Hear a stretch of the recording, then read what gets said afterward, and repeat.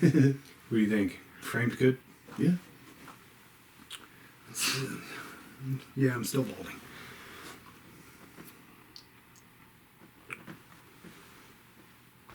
Sup, fucker?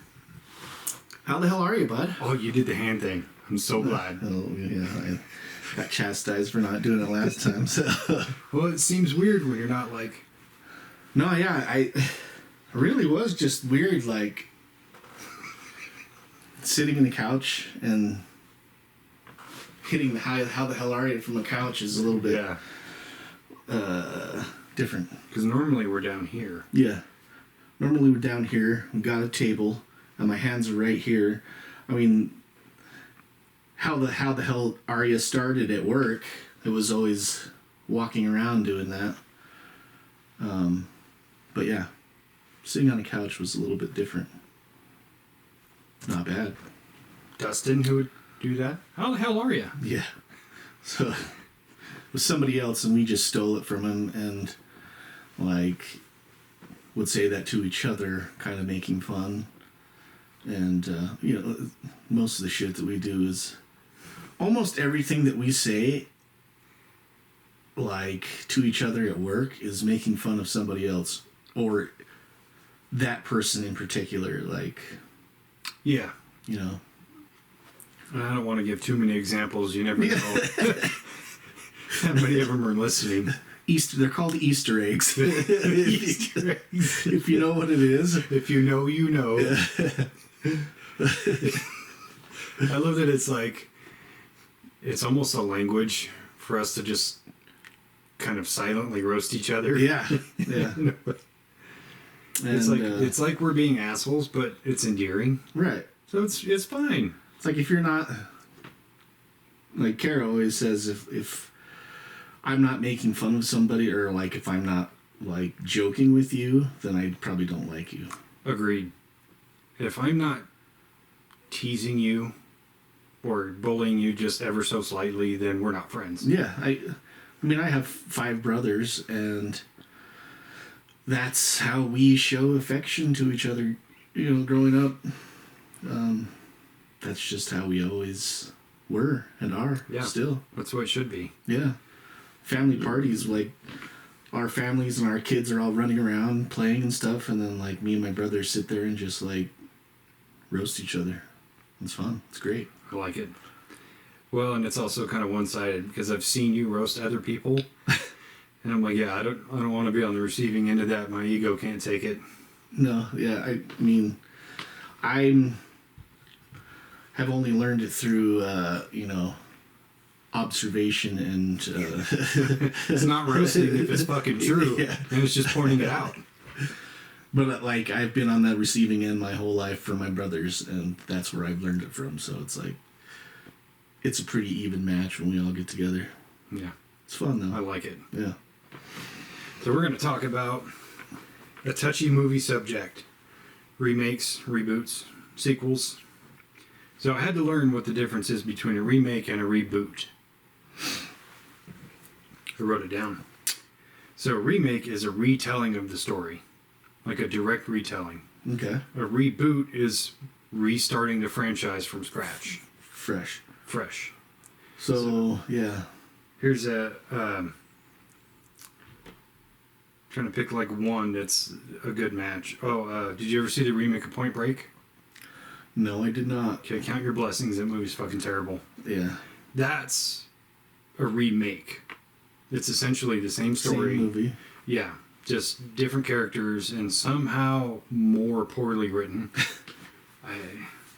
I'm not trying to be a hater on it, and they were trying, and there's some really cool visuals, but the story was not there. The acting was definitely not there, and the plot should have stayed in the 90s. Yeah, I mean, it was a perfect movie, really. The original. I mean, you got Swayze, Keanu Reeves, Pre-John Wick Keanu fucking Reeves. Tank Girl, dude. Oh yeah, Tank Girl, Lori Petty. Yeah. Gary Busey. Gary fucking Busey. Gary Busey is the ginger dead man. Is he really in that? Yeah. He's the voice of the ginger dead man. Have you seen some of the interview clips of him lately? Just the memes about He's him. fucking unhinged. Yeah. Somebody asked him about something. He's like, "Let's talk about buttered sausages. I want to talk about buttered sausages." And you're like, what's going on here? So I saw that clip, and then I was like, what is he talking about? And I saw that clip stitched with a bunch of other videos. Mm-hmm. And then I saw something saying that was AI. He wasn't really saying that. But I never found the original video. It could have been like one of those bad lip readings. Yeah. It's hard to read his lips when you got a mouthful of 2x4s. Buttered sausages. Buttered sausages. Why does he talk like Fire Marshal Bill? He may be Fire Marshal Bill. He could play the reboot of Fire Marshal Bill in a new reboot of the, I mean, he's old, but I would still watch it. Oh, I'd watch it for sure, just because it has Gary fucking Busey. Yeah, he's something else, man. So, have you ever seen a reboot or a remake that you thought was better than the original?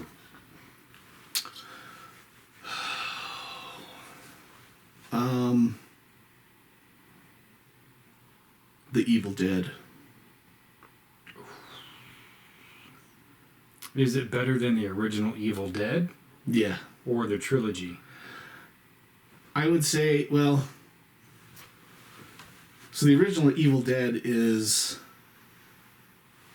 a straight horror movie. Yeah.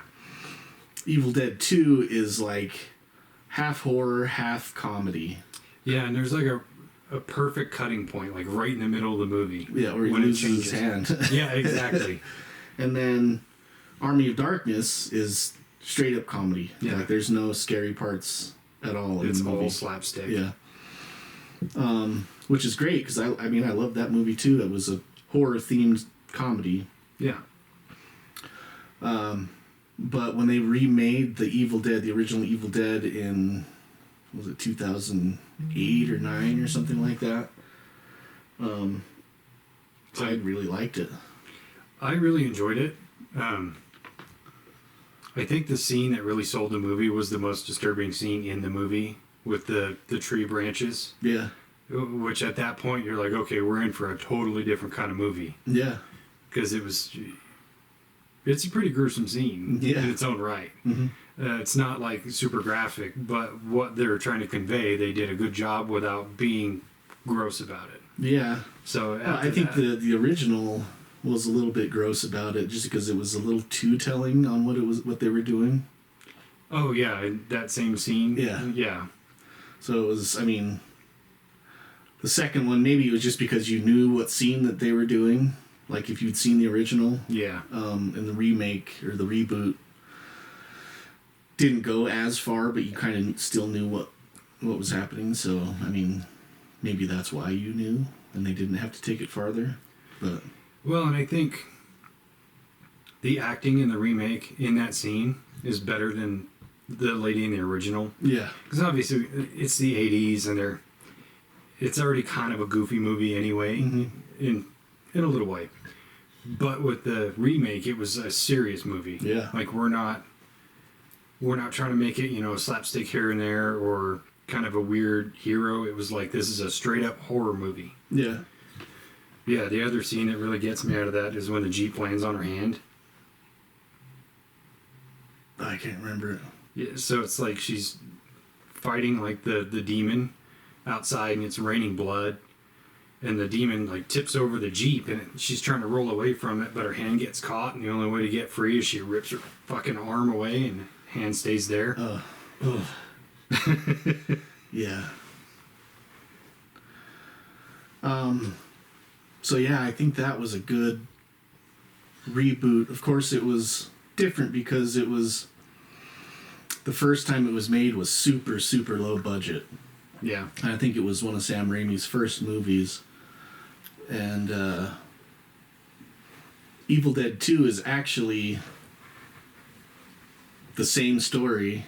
Evil Dead 2 is actually a reboot of Evil Dead 1. Yeah. Which is weird because with a little bit bigger budget. Yeah, and that's where they kind of lean into that slapstick in the back half is because it's like, okay, I like this, but this is what I originally wanted to do. Yeah. So it's not actually Evil Dead 2. It's Evil Dead Again. again. Yeah. Yeah, I like that.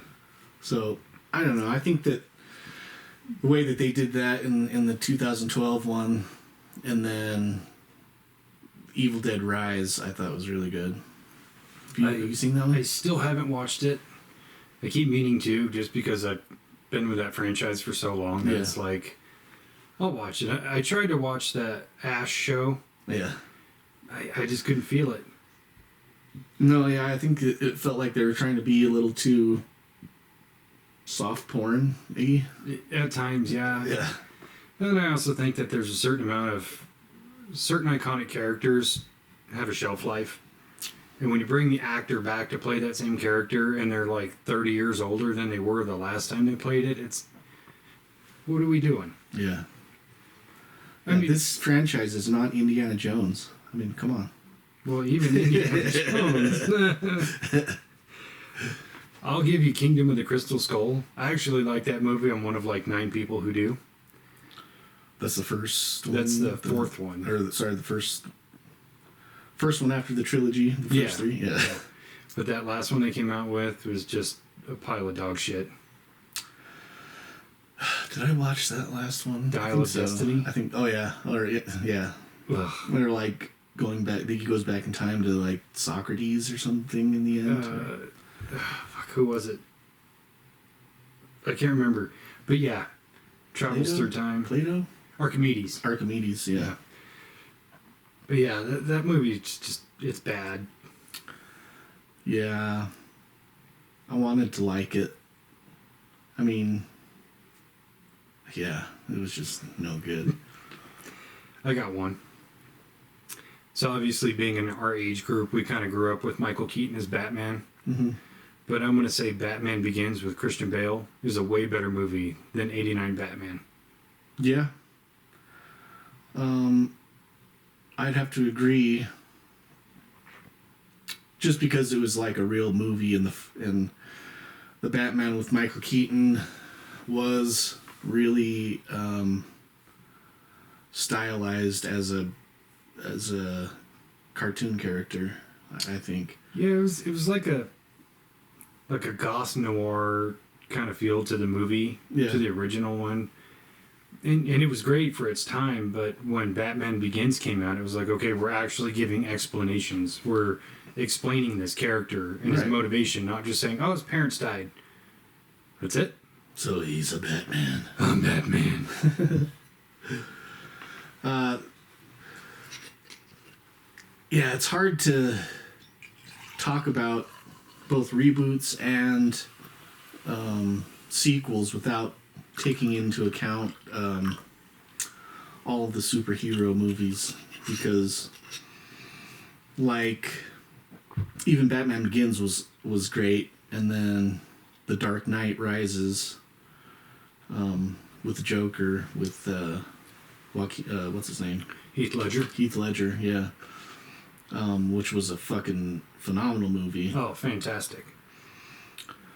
It's almost in almost all of those things, I think that the second one is a little bit better than the first, just because the first one, so many times it's like character building, an origin story. Like most of the movie is the base for who the superhero is. Yeah. And then the second one gets into kind of like the meat and potatoes stuff that you're kind of looking for usually in a superhero movie. I agree, but I feel different about it. I think your diagnosis is spot on. But to me, because I like Batman Begins so much better than The Dark Knight, just because it was that origin story, and it had all these good reasons, and it had good like theology behind it, and you got to see him fail and fuck up and get hurt and do all these other things that we do as people. It made it just like a touch more relatable. The Dark Knight is an amazing movie. I just prefer Batman Begins. I think I do too, just because of Liam Neeson's is the shit, you know. And then what was the third one? That was The Dark Knight Rises. Oh. with Bane. Oh, okay. What's the second one? The Dark Knight. Oh, Batman Begins. Dark Knight Rises. Yeah. Okay. Straight. Which doesn't actually make it a trilogy. Why not? Because they don't share the same name. Really? Same with Rambo. The first Rambo movie is called First Blood. And then it's Rambo 2, 3, 4. I thought it was Rambo First Blood 2. Well, there's, yeah, Rambo First Blood Part 2. Yeah. But the first one is still called First Blood. I could be... No. Sorry. Totally wrong on that. Thinking of a different movie. I'm thinking of Indiana Jones. The first one is not Indiana Jones. It's originally called Raiders of the Lost Ark. And then they started calling him Indiana Jones. Yeah. But no, it is... Temple of Doom and then Last Crusade? Yeah. Best one of all. Yeah. I'll fight anybody. I don't care. That was a movie, one of those movies that, well, Temple of Doom we would watch quite a bit, and then we had it like recorded on a VHS tape. It wasn't even like the actual VHS, like it was on TV and we recorded it onto a VHS tape. That's what we did back in the day. Yeah. Poor people problems. Yeah. And would it be a VHS tape with like 3 different movies on it? Yeah. So you have to like fast forward to the part where one ends and the other one starts. You just have to kind of remember the timestamp. Yeah. And just fast forward and check in on it every once in a while. Yeah. So that was another... But I don't know if that was written, because they all... Well, I guess the third one came out a little while after.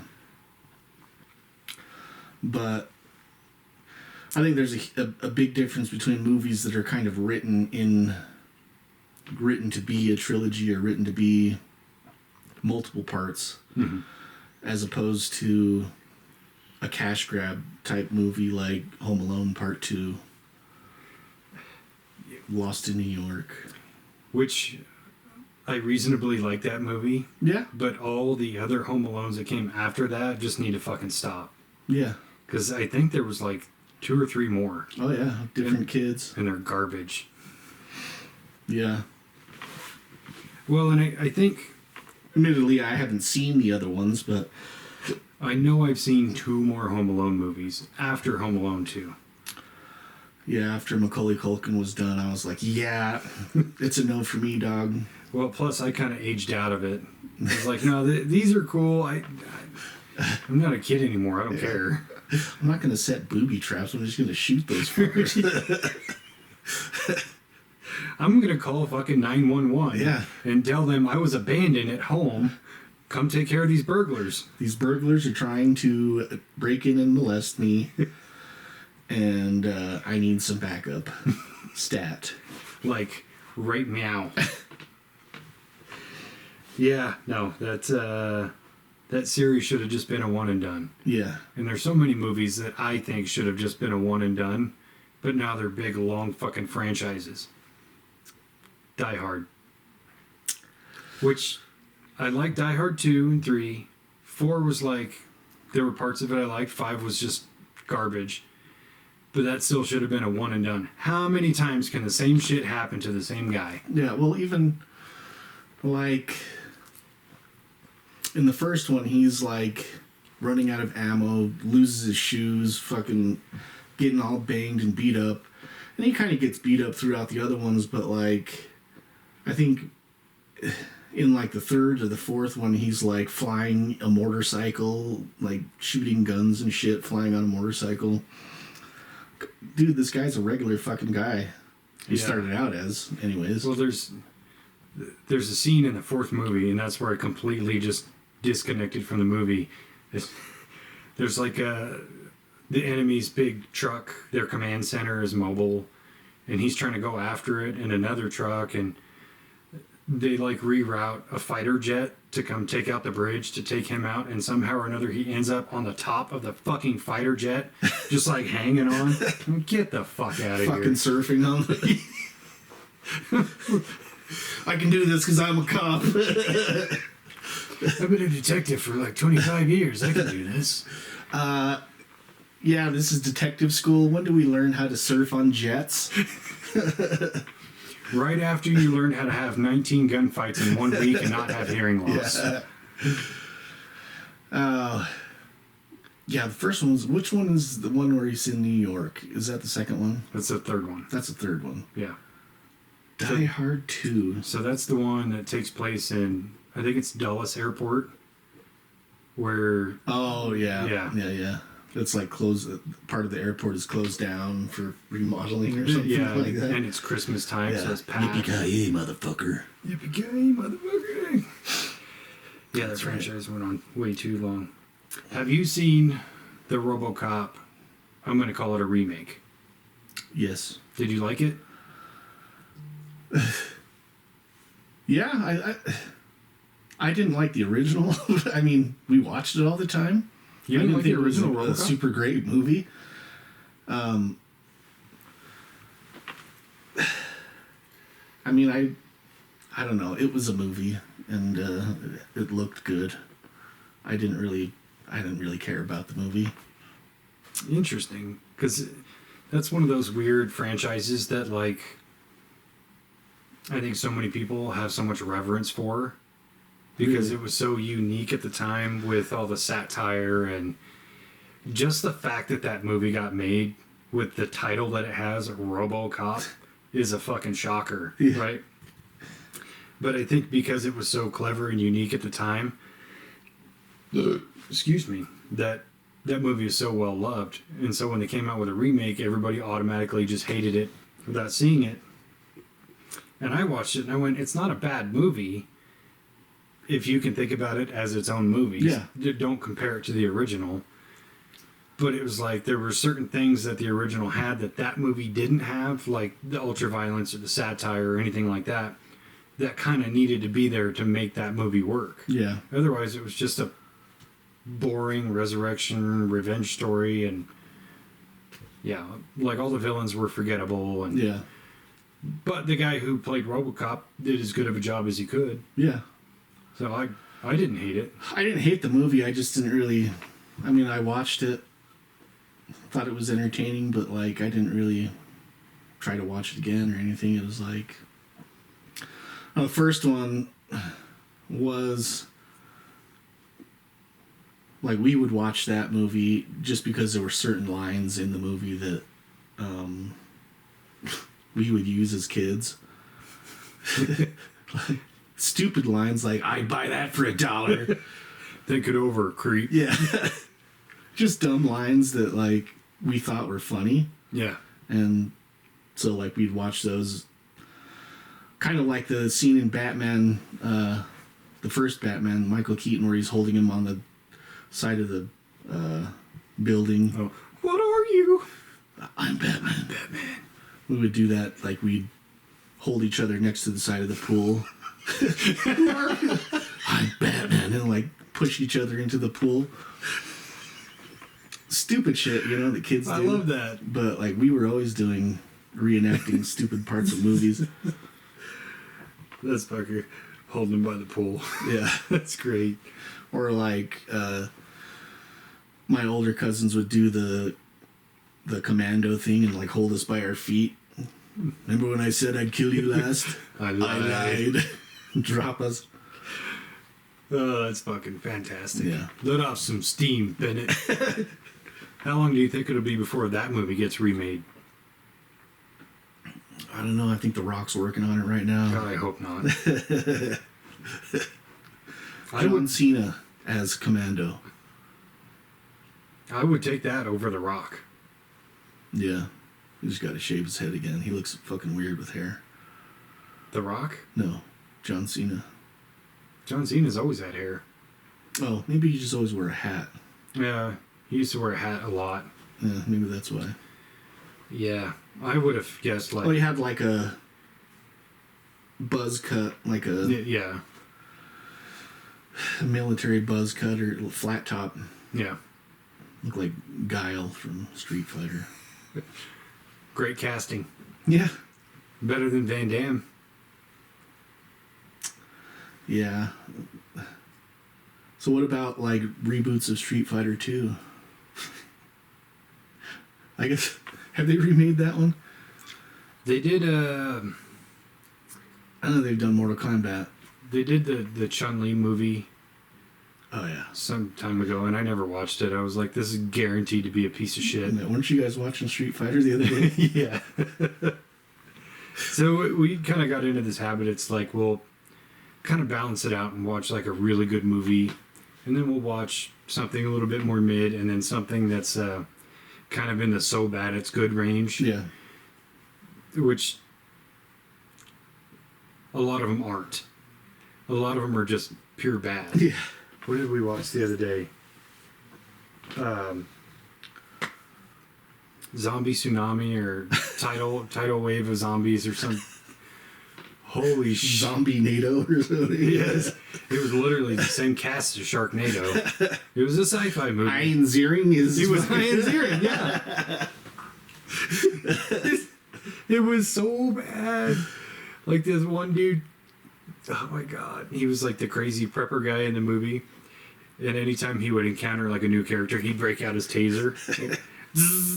And it's like the little tiny one, like the one that I have. Yeah. It's literally the same one. Just enough to make you go, ow. Not enough to actually kill you. And so at one point, Ian Ziering has this like weird double-bladed, like long knife thing. And then he straps the taser to it so it electrifies the blade. And he's like zapping zombies with it. I'm like, get the fuck out of here. This movie's so dumb. So they've redone, speaking of zombie movies, they've redone Night of the Living Dead a few times. So they did Night of the Living Dead, and then there's sequels to them too, also, like Return of the Living Dead, Dawn of the Dead. Dawn of the Dead, Day of the Dead. But they've remade the original Night of the Living Dead 3 or 4 times now, I think. Sounds about right. Same movie. I mean, the old one, the first one, the original, like, I remember watching that when I was like 6 or 7 and thinking it was scary as shit. And then, like, seeing the new Night of the Living Dead and then Return of the Living Dead was kind of like an 80s punk rock zombie show.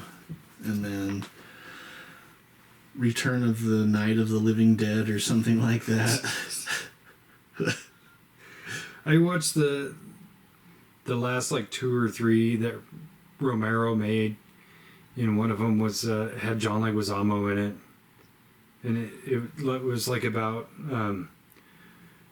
they lived in this enclosed city, and you had like high society and low society, and there was this big long truck with compartments. They called it Dead Reckoning. That movie was fucking terrible. And then they sounds pretty good, actually.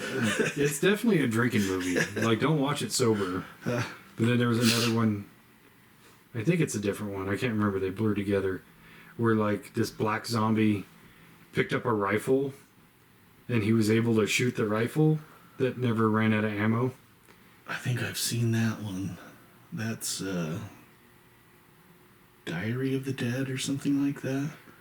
It's one of them. Yeah. They're all so fucking silly. Yeah. Well, I think in regards to especially a genre movie like Zombies, where you get one that kind of sparks the whole frenzy, and then everything is kind of a copy off of that, and they come and go in waves. Like you think about vampire movies, how many times those have come and gone. You know, in the early 2000s or mid 2000s, 2010-ish, where you kind of had, you still had Underworld movies being made, and then the Twilight series was big, and then True Blood and Vampire Diaries and all these shows came out. But it's kind of the same with zombies, where it's just like you'll get like a cluster of them all together, and then suddenly we don't give a fuck anymore. Yeah. Which is why most everybody doesn't watch The Walking Dead anymore. Yeah. We're kind of over it. Somebody's watching that fucking show. Somebody's watching, because there's so many fucking spin-offs now that it's like, I was hoping they would do more of the original series, but like most of the interesting cast members had already kind of left or been killed off, so it was like, why do I want to see the fucking group going with all new people. Like, I don't really give a shit about these. I've been watching these same people for like 8 years. Now they're all dead, and now the side people are fucking the main characters. Like, yeah, I'm good.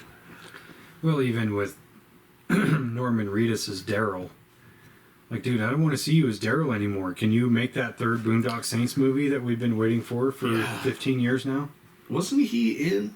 Oh, it was Blade, not Underworld. Yeah, he was in Blade 2. Yeah. Yeah, he could do a reboot of Boondock Saints, I guess. I mean, he's kind of old. Yeah. I'd be down for just a straight up sequel. And then no more. More along the lines of like The Old Man. Have you seen that show, The Old Man? My dad's been watching it. I've been catching clips of it. And I do want to sit down and watch it. It looks pretty interesting. Yeah. And I like Jeff Bridges. Yeah. It's a pretty good show. I watched most of the first season, but it was being released like 1 week at a time, and so it was like I watched one episode and then thought that was cool, and then forgot about it for like a month, and then watched like 3 episodes and then forgot about it for a while, and then I think it's on the 2nd or 3rd season now. Second one just came out. Oh. Speaking of Jeff Bridges, he did a remake that was kind of controversial. True Grit. Oh. I like that. I enjoyed that movie. Yeah. And I think too many people get too caught up in like only one actor can play this role. Right. You know, and the same with, you know, when Michael Keaton was Batman. You can only see Michael Keaton as Batman. Like, no, other actors can play that role. Yeah. And there's some that still kind of live up to that. Like, nobody can see Hugh Jackman or anybody else besides Hugh Jackman as Wolverine. Like, no, I think there's other people who could do it. He's just the first one, and he was really good at it. Yeah. So it's, in regards to True Grit, it's like, oh, nobody can beat the Duke. Nobody's trying to beat the Duke. We're making a different movie. Yeah. And the Duke's been dead like 40 fucking years by this point. Mm-hmm. It's time to, it's okay. It's going to be okay. It's just a movie. And mostly I think that it's like a lot of these shows like Beetlejuice, for instance, just came out, right? We went and saw it. It was good. Like, I liked it. I was really afraid that it was going to be fucking terrible. But it wasn't. It was good. It wasn't like the best movie ever, but it was stayed along the lines of a like Beetlejuice movie. Like, it was fun. It was playful. It was kind of cartoony, but like had a little bit of scare factor maybe for little kids. But I really liked it.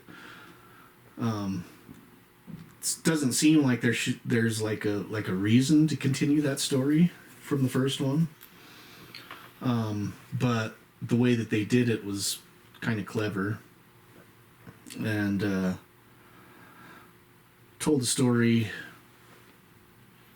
in that genre with, you know, all the same people, most of the same people, and then like, you know, director and music, and it's all there. But I think that movies like that are being made because, like, movies you saw as a kid, now you're older and you have kids of your own, and so like these people, you know, they're showing their kids all these older movies that they deem as classic. They're classic movies, are being remade now because they know that they're going to show their kids. Like, I don't know, it makes sense to me why they would want to do it, but seems like a lot of the time it's just unnecessary.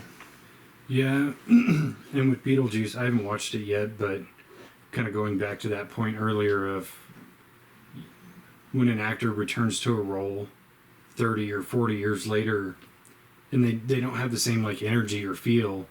Because I've only seen the previews, and Michael Keaton he's like 73 years old. Yeah, and his voice reflects that. His face looks like he's older, even with the makeup on. And you kind of go, he looks deader. He actually looks dead. But To that point, though, he also played Batman again recently in the Flash movie. Oh, really? Oh, you haven't seen that? No. So it's like the Flash goes back in time to try to save his mother from being murdered, and it alters the whole timeline. And so he tries to go to Bruce Wayne's mansion, Wayne Manor, to get help from Bruce Wayne, and come to find out it's not the Ben Affleck Bruce Wayne that he knows, it's actually Michael Keaton's Bruce Wayne. And so he's Batman again in his 70s. And there were some really cool action scenes, and he actually does a really good job. But that was like, okay, you make-upped him up, you gave him a hairpiece, and did what you had to do to try to make him look younger.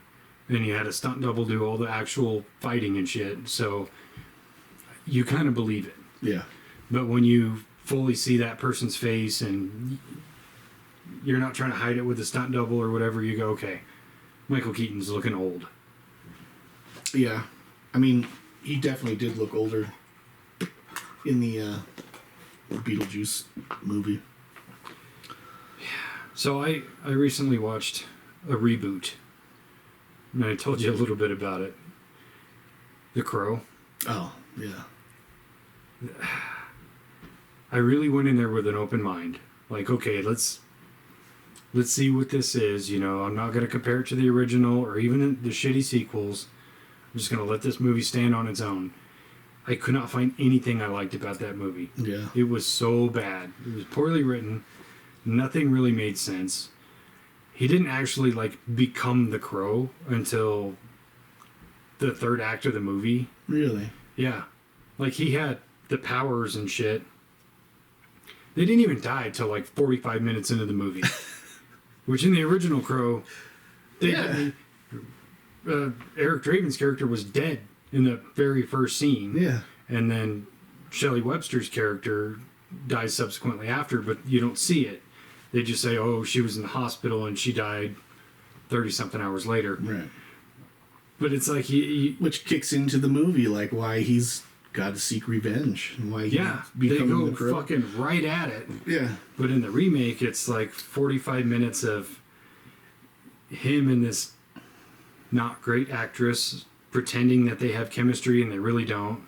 And she's the main character of the movie until she dies. And then, what's his name? Bill Skarsgård character finally, like, is the main character, and he's kind of a whiny bitch the whole time. And he doesn't do anything right.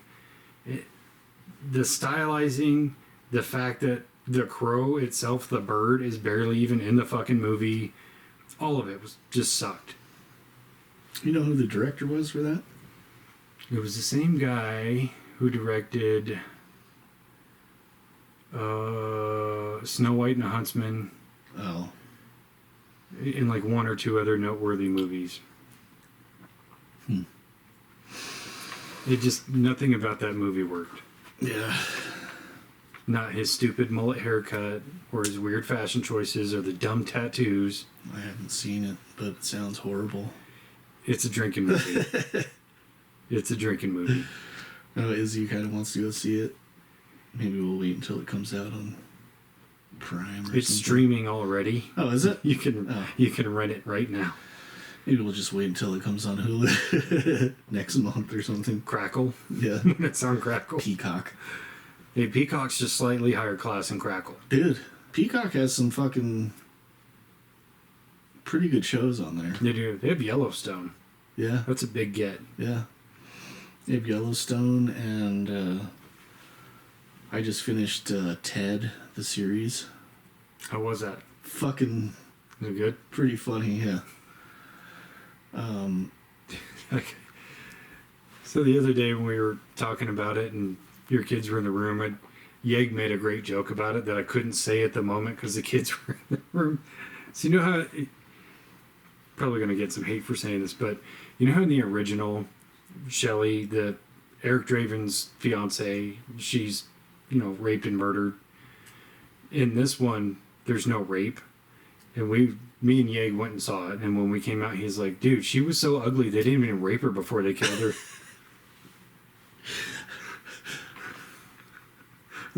That's such a savage thing to say. Fucking Russians, man. We have protocol. Sorry, Ukrainians. Sorry, Yeg. Isn't one just like the Wish brand of the other? I don't know the difference. I'm kidding. Don't get mad.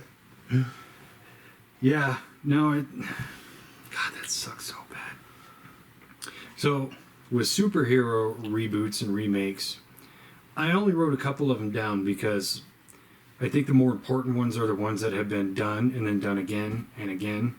So, bringing Batman up again, you had 60s Adam West Batman, and then you had in the 80s through the 90s the Tim Burton, Joel Schumacher Batmans, and then you had the Dark Knight trilogy, and now you have the Batman with Robert Pattinson. Oh my God. And they're making a second movie of that. So I feel like those are better to bring up because they've been done and done again and again and again. Right.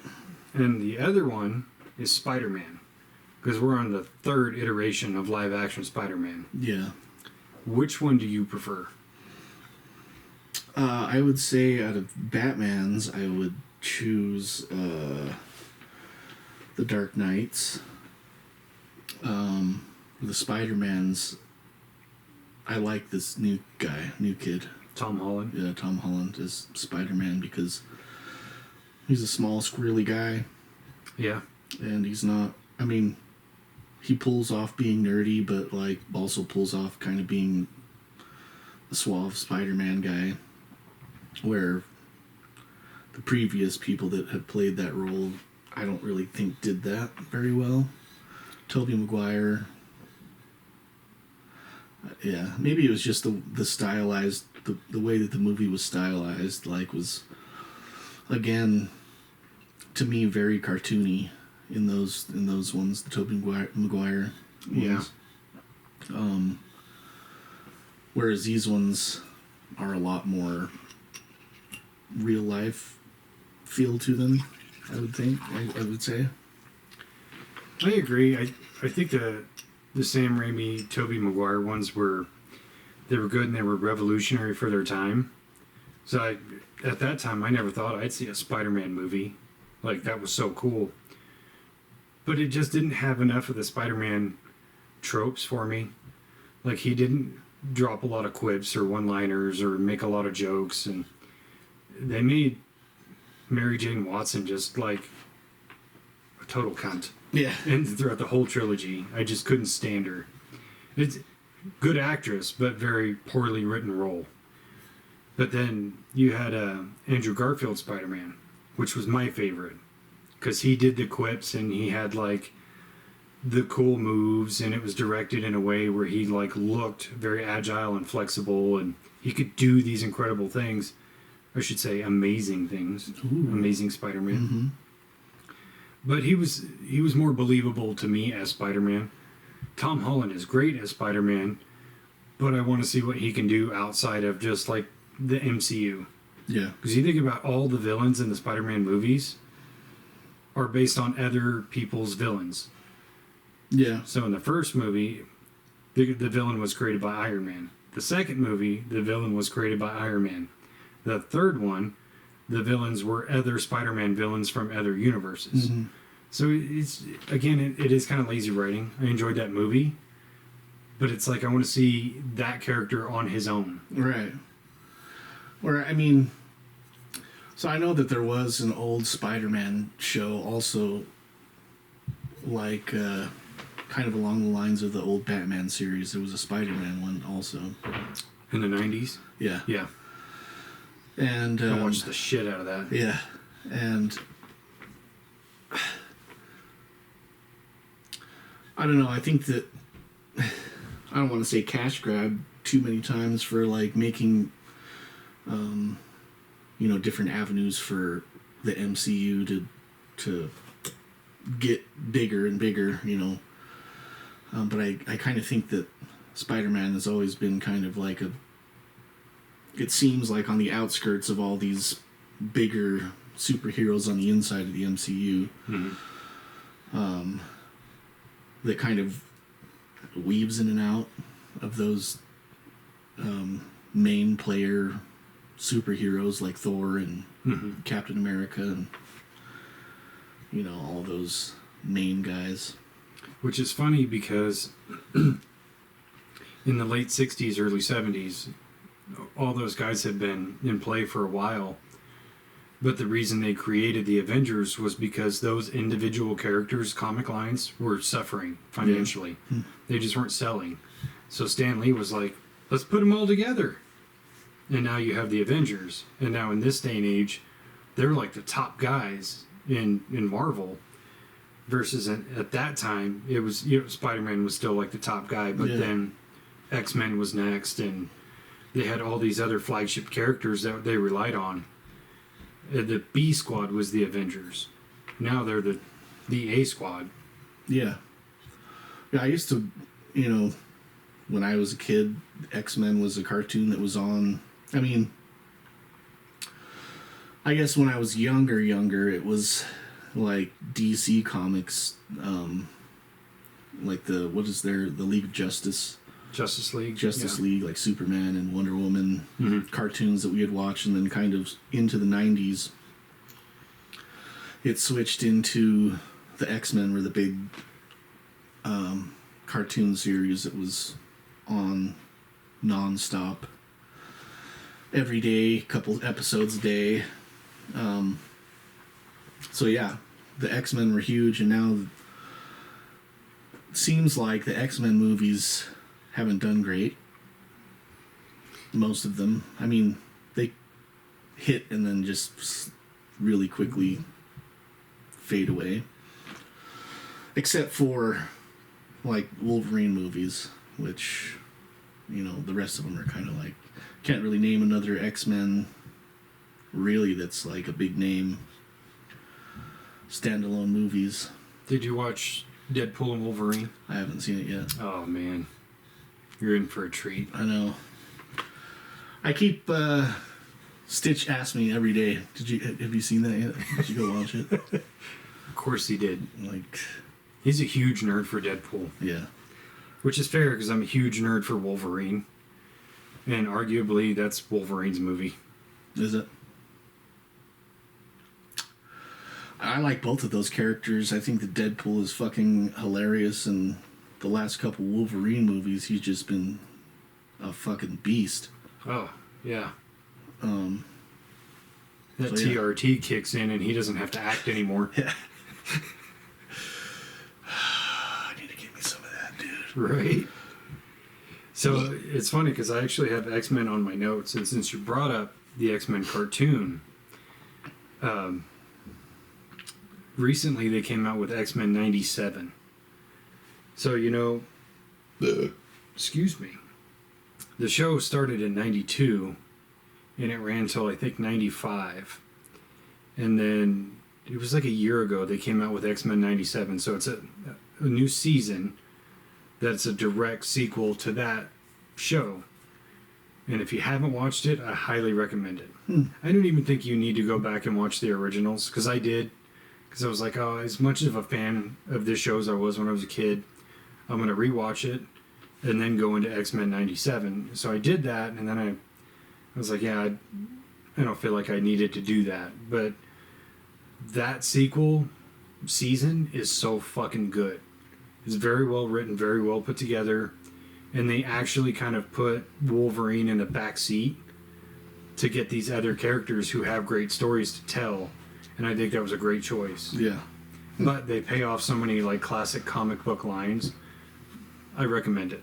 I have to check it out. What's that on? Disney. Oh. Of course. They own everything. Yeah. But yeah, X-Men, the X-Men movies are a fucking mess. Mm-hmm. Because they've done all this back and forth shit. Like, they went through the first 3 X-Men movies and then did a Wolverine movie, and then they went back into the 60s and started X-Men First Class, which is a really good movie. Yeah. But then the movies after that, I think, just start kind of falling apart. Because it's like each movie takes place 10 years apart, but everybody's only aged like 2 years. It's like... Well, they're X-Men. They age slower. I don't know, though. Because you see... Professor X in First Class, and he's like in his mid-20s. And then the last movie that actor did as Professor X took place in the 90s. So you're talking, 30 years from 1963 to 1992 when that movie takes place. And he only looks about 5 years older. Mm. What's that guy's name? James McAvoy? Yeah. I like him. He's a really good actor. Yeah. He was great in Split. Yeah. He's little paprika. That scene gets me every time. This whole transformation scene was awesome too, where he transforms into the Beast. Oh yeah. Totally different character. That was like the last good plot twist for a Shyamalan movie, where at first you just thought he was deranged and kidnapped these girls and all that, and then you see him transform and you're like, what the fuck is going on? Yeah, we've talked about M. Night Shyamalan. Shyamalan. His next greatest twist is not putting in a twist. Like, holy fuck! He just ended the movie reasonably? Slow clap. Yeah, I saw something about what's his name? Channing Tatum getting his own. Yeah, getting his own spin-off of what's his character in that Wolverine? Gambit. Yeah. So that'd be interesting. So that's kind of fun mythology within the movies. Is he was going to do a Gambit movie, and then they pulled the plug on it, so he never got to do it. And spoiler alert, he's in Deadpool and Wolverine, which is a really cool cameo, and he's only in it for 8 or 10 minutes, and there's a couple other really cool cameos in there you're gonna like. Yeah. But now that kind of drew fans in to go, oh shit, he can do this role. Now people want him to make a movie. And I'm kind of like, I'll watch it, but I think you could probably find somebody else. Yeah. I always think for a superhero, you should cast them a little bit younger so they can play that role longer. It's a good call. I mean, fucking Tony Stark died out pretty quick. I guess he played Iron Man for what, 15 years? 10 years? 10 years. But he was in his 40s when he was cast in that. Yeah. He was like 41 or 42, which he looked great. Yeah. He looks way better than I do at 41. Than I will at 41. Yeah, I mean, you got like 11 more years to go. Yeah. 12. I gotta get one of those fucking heart things. And that TRT that Hugh Jackman's on. Huge Jackman. You can't spell Hugh Jackman without HGH. What other superhero movies do you have on there? So those are the only ones I really had. Here's one, Nightmare on Elm Street.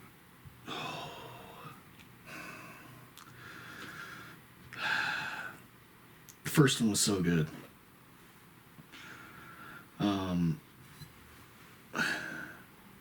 Can't remember the second one,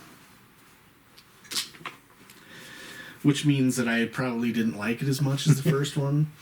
I do remember the third one with the Dream Warriors. Oh my god. Just because it was so fucking cheesy. It was like the blonde girl learned some karate moves so now she could fuck up Freddy. Yeah. And like the handicapped kid could like walk and stuff and do karate. Yeah, or the deaf guy with the hearing aid became like his biggest weakness. Yeah. Turned it into a weird hand thing. Yeah. So I thought the first one was really good, but also the New Nightmare, Wes Craven's New Nightmare, which was it was kind of along the lines of Scream, where it was a reboot of them making a movie of the old lore of Freddy Krueger. It was very meta. Yeah. But it was I like that movie actually. Yeah. What about the remake with Jackie Earle Haley? I liked that one also, but maybe it was just because I watched the original at such an early age And a lot of those things, like, you'd never really seen before in a movie. Like the body bag getting dragged through the high school, just creepy, eerie things. With and a then, hand like, up through the bathtub. the hand up through the bathtub, and like Being pulled into the bed. the Freddy Krueger on the wall behind the bed. Ooh. Like, just the creepy stuff that you kind of think about being a nightmare. Like the blood spraying out of the room, and then she's kind of rolling all across the ceiling and shit. You hadn't really seen that stuff in movies before. No, and I think with scenes like that, where thinking about filming that scene, and you can't quite wrap your mind around how they did it, where it just kind of defies all your sense of logic, makes that scene even better. Yeah. Because it's scary innately, but then you're like, how could they have made this? It makes your mind feel like it's more real. Yeah. Because you can't understand it. Yeah. I know how they did it now, but Yeah. They do it on Saturday Night Live. They've done it on Saturday. I think Billie Eilish did it on Saturday Night Live. Oh, was she bouncing around? Yeah. Basically just a room with a camera that's attached like this, and they rotate the whole room and the camera at the same time. Yeah. But what always boggled me about that was the dude in the bed was always in the bed. And he's just sitting up like this, watching her bounce around. He's actually strapped down in the bed. Yeah. And then just hairsprayed the fuck out of his hair so it didn't go up. is that Johnny Depp at that point? Or He is was it a in that different movie, boy? but that wasn't him. No. I know he's in the beginning. He gets killed off pretty quick. I think he Yeah. might be the first one that dies. Yeah, I think it is. He's the one that gets pulled into the bed. Yeah. Which, side note, he has his TV on the bed with him. Fucking weird. I have that every night on my chest. Just Yeah, that's a phone, though. This is a full fucking tube TV. Thing probably weighs 45 pounds. you're getting sucked down into the bed hole from the TV. You're just like, no, get out of there, drop the TV in there. Freddy's like, ow! Yeah. So yeah, for me, the original one just has, or me thinking about the original movie has more of a, I get more of a reaction from it just because maybe it was because it was the first time seeing these things, and then whereas the new one is a good movie, he does a great job being Freddy Krueger, scary as fuck and a creep for sure. He's unsettling for a little short guy. Yeah. But yeah, I don't get those same tinglies in my testes. In your undercarriage. Yeah. Just a little boop. Now, I thought the remake was good in its own right. They changed some small things to differentiate it without throwing it away. Whereas, like, Robert Englund's Freddy was funny and dropped all these one-liners, but Jackie Earle Haley was more trying to be just unsettling. Mm-hmm. I think the big thing that sets them apart is the way they say bitch. Because when Robert Englund says it, it's funny and scary at the same time. You're in my world now, bitch. But when Jackie Earle Haley says it, he's like, bitch. Are you insulting me? Say it again.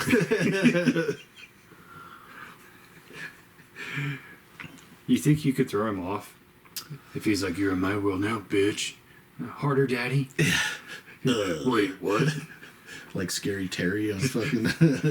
Oh, bitch. Not at the table. I spent so much time chasing people in their dreams, I forgot to chase my own. You can run, but you can't hide, bitch. Wait, has anybody actually tried hiding? That was the scene that sold me on watching Rick and Morty. Yeah. Because I saw that and I was like, I'm in. Yeah. That and then the fucking Inception one.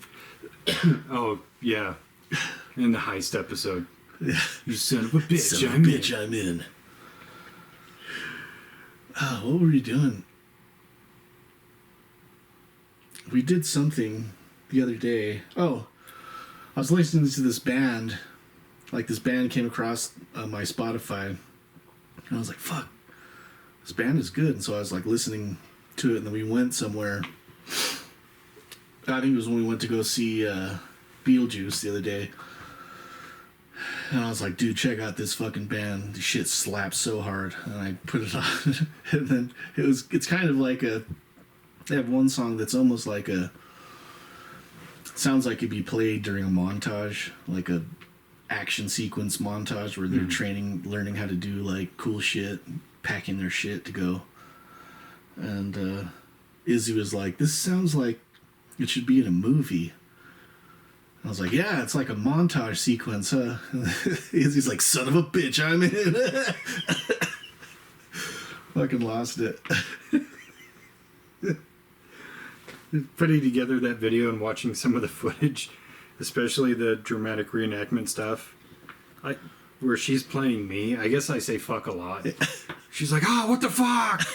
Like every 3 seconds. And I'm like, I probably shouldn't put that in there, even though it's fucking hilarious. I thought it was funny.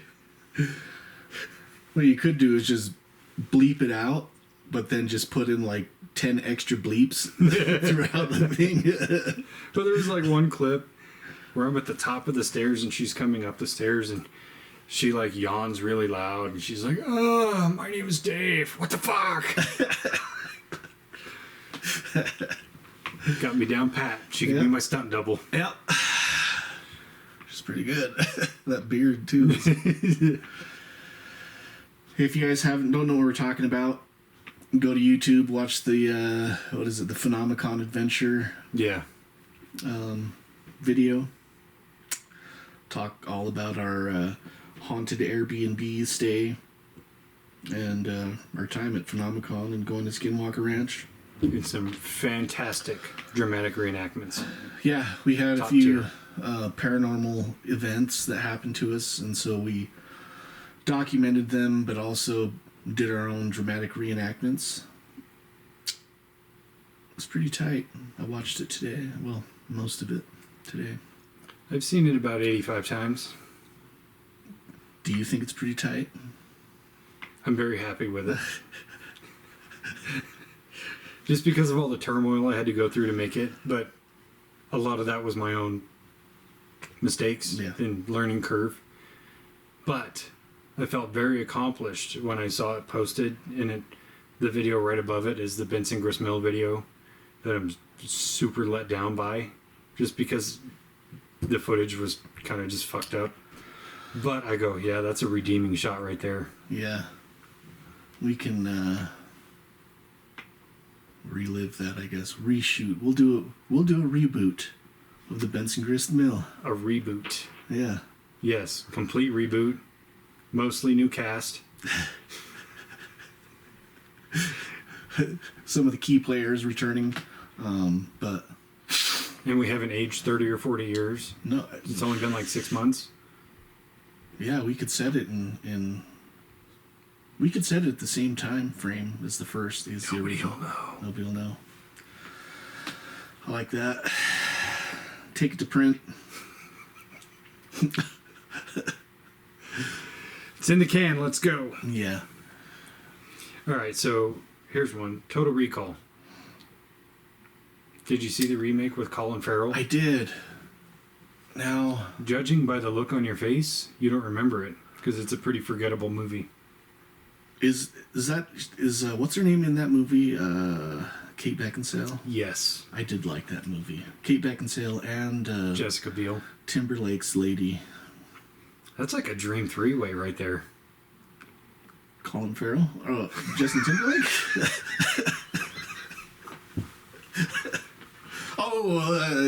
Yeah. I mean, let's not put labels on things. I actually did like that movie. Mostly because it looked really futuristic. Like, it had a really futuristic look. The aesthetic was great. Yeah. And a lot of the acting was good. But I think it was a story that didn't need to be retold. Yeah. But the fact that they weren't on Mars, like they were in the original, takes away a big part of it for me. Yeah. Yeah, I can't remember the end. Were they in this big spaceship in the end? No, there was a transport ship that would literally take you from one end of the world to the other. Oh. Because like all the rich people lived on one hemisphere and the poor people lived on the other. That's right.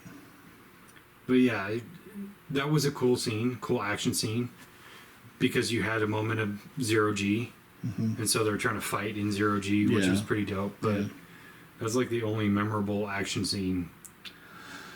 Yeah, I mostly remembered that movie because of Kate Beckinsale and Mrs. Timberlake were in it. I can't remember her name ever. Jessica Biel.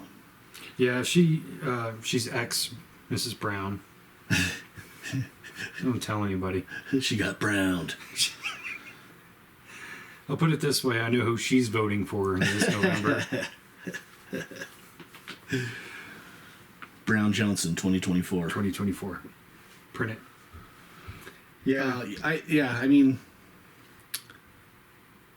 again, the first one, Sharon Stone was in the first one, though, wasn't she? Yes. So, I don't know, man. Sharon Stone versus... Maybe that's why they had to get two of them. The math is pretty equal there. Yeah. I mean... Especially Sharon Stone then. Oh, dude. In 86, 87, Sharon Stone? That's top tier right there. Jack Nicholson now or Jack Nicholson 1976? Meg Ryan. You know how many times I've said that and nobody gets it? Really? Yeah. I'll just be like, Scott, who would you rather do? Jack Nicholson or Meg Ryan? He's like, what? What? I'm like, you're supposed to ask Jack Nicholson now or 1974? And then I go, 74, and you go, Meg Ryan. Yeah. He's like, what's that from? I'm so disappointed. Billy Madison? Fucking children. Ever seen it? Fucking children. We keep on, like, saying these lines, and then Izzy's like, what is that from? Billy Madison? Duh. And she's like, I just have to watch that movie, I guess. But I didn't realize how many references that Kara and I, and like you and I, say that are like Happy Gilmore or Billy Madison references. Yeah. It's even when I was putting together the video the other day, there was 3 Step Brothers references. 3 of them. Yeah. And I was like, this is great. I'm here for it. Yeah, and if you don't get those references, you just gotta watch more movies, dude. It's like fucking talking to Stitch, man. He hasn't seen a fucking thing. What does he do with his free time? Well, he's in the shitter quite a bit, so... He's got a phone. He's got to get a TV in his bathroom, I guess. We'll, like, talk about a movie, and then... Oh, have you seen that movie? And you just... Grow the fuck up, bro. Watch a good fucking movie. I told him I was going to make him a list like Chewie's list that he had. Yeah, but Chewie actually worked on that actually list. Watched him, yeah. He worked really hard on that one. Yeah. Good job, Chewie. Yeah. Super proud. Yeah, because he'd come to work and he'd talk to us about it. Dude, I watched this movie. This is so good and blah, blah, blah. But, yeah, kids these days. Can't give them a task and, expect them to do it. I don't know. What's even weirder is the people who are in our age range who don't get those references. Yeah, like where were you in the 90s? What have you been doing since 1993? Were you in a cult? Coma, maybe? Coma is a viable option, I guess. Yeah, I mean, if you were in a coma from 93 until 2023, I'll give you a pass. Yeah. But, especially with, like, most of the stuff that we say, I mean, other people use those terms also and get the references, so it's not like obscure. No. It's not like we're pulling a quote out from fucking a Monty Python movie that nobody likes. Yeah. Because there's a lot of those. What's your favorite Monty Python movie?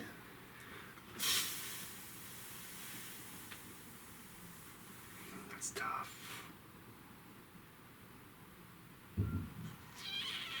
I gotta go Holy Grail.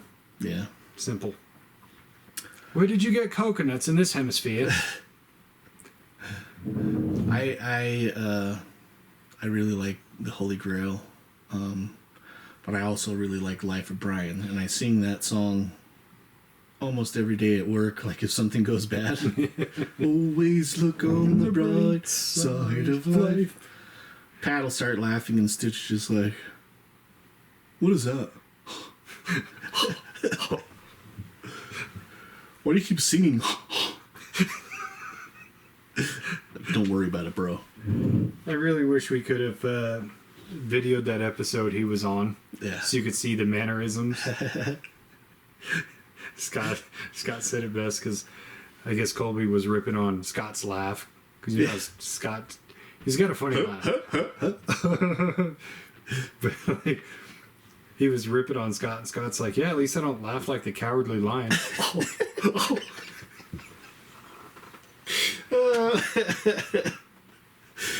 That's so perfect. You can't unsee it. You can't.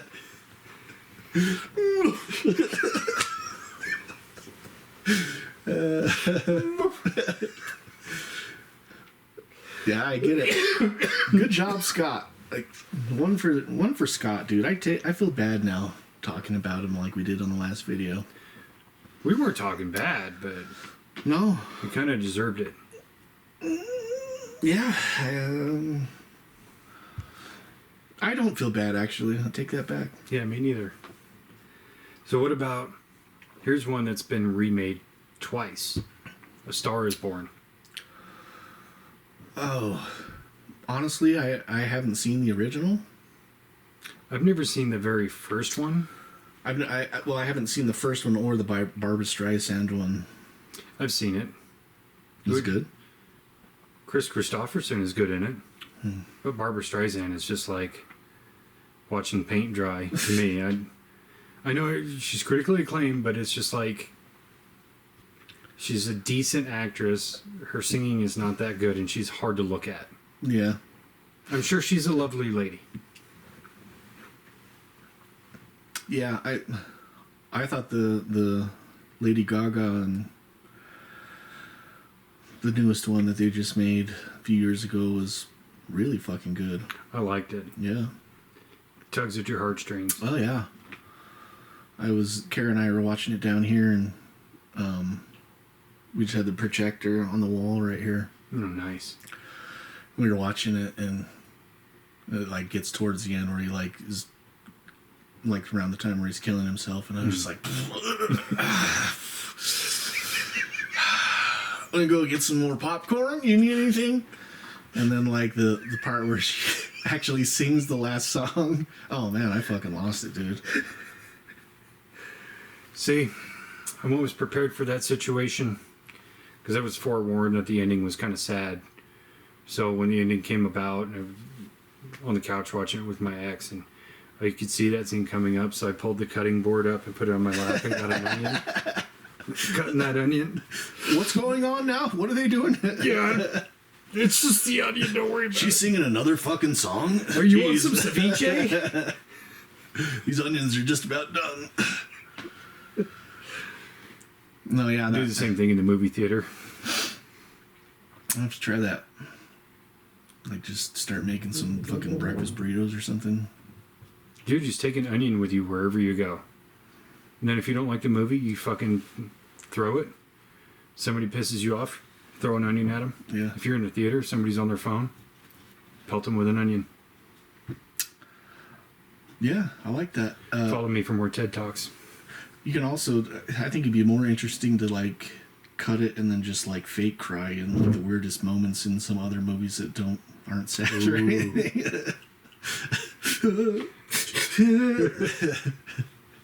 You're just watching a comedy and everybody's just laughing. You're like, yeah! Like the Dumb and Dumber guys crying about the fucking bank commercial. Wiping their tears with $100 Yeah. bills. Speaking of which, there's a prequel and a sequel to Dumb and Dumber. Should we just go ahead and say that Dumb and Dumber was great and the other two are garbage? Yeah. But I did watch the prequel probably about 50 times just because there are certain parts of that movie that are really funny. There are saving grace moments, And I'll give it to those two actors. They actually portrayed those two characters like they had been watching Dumb and Dumber the same way I did. Yeah. So they had it down. Right. It's just the jokes weren't that good. Yeah. I can't remember if they actually said it in like the 70s or something. Yeah, it was set in like the early 80s. Was it? Yeah. Yeah, even that I don't remember. So yeah. Thinking back to the movie, I was kind of thinking like it would have been better if they would have done it like a time period movie and kind of made more jokes towards like the time period of when they were probably at that age. Mm-hmm. The Dumb and Dumber guys. Which, I mean, if it was early 80s, that's probably when they would have been. Yeah, I guess. I haven't seen it in a long time.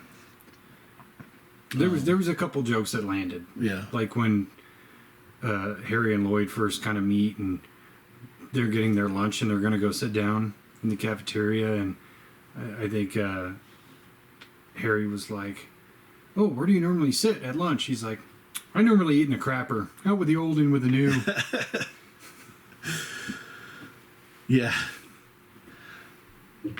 Yeah, that guy did a really good job being Lloyd Christmas. Harry Dunn, I guess he did a Extra good job. credit because you got their first and last name. Yeah. Because I remembered Lloyd Christmas. I couldn't remember Harry Dunn. I knew it was Harry, but not. So yeah, extra credit. Now the sequel, I felt like it was just like putting a twist on all the gags that they pulled in the first one. There was a lot of just blatant remake shots, like the hound van, whatever they call it, the shaggin' wagon, Yeah. going up over the hill.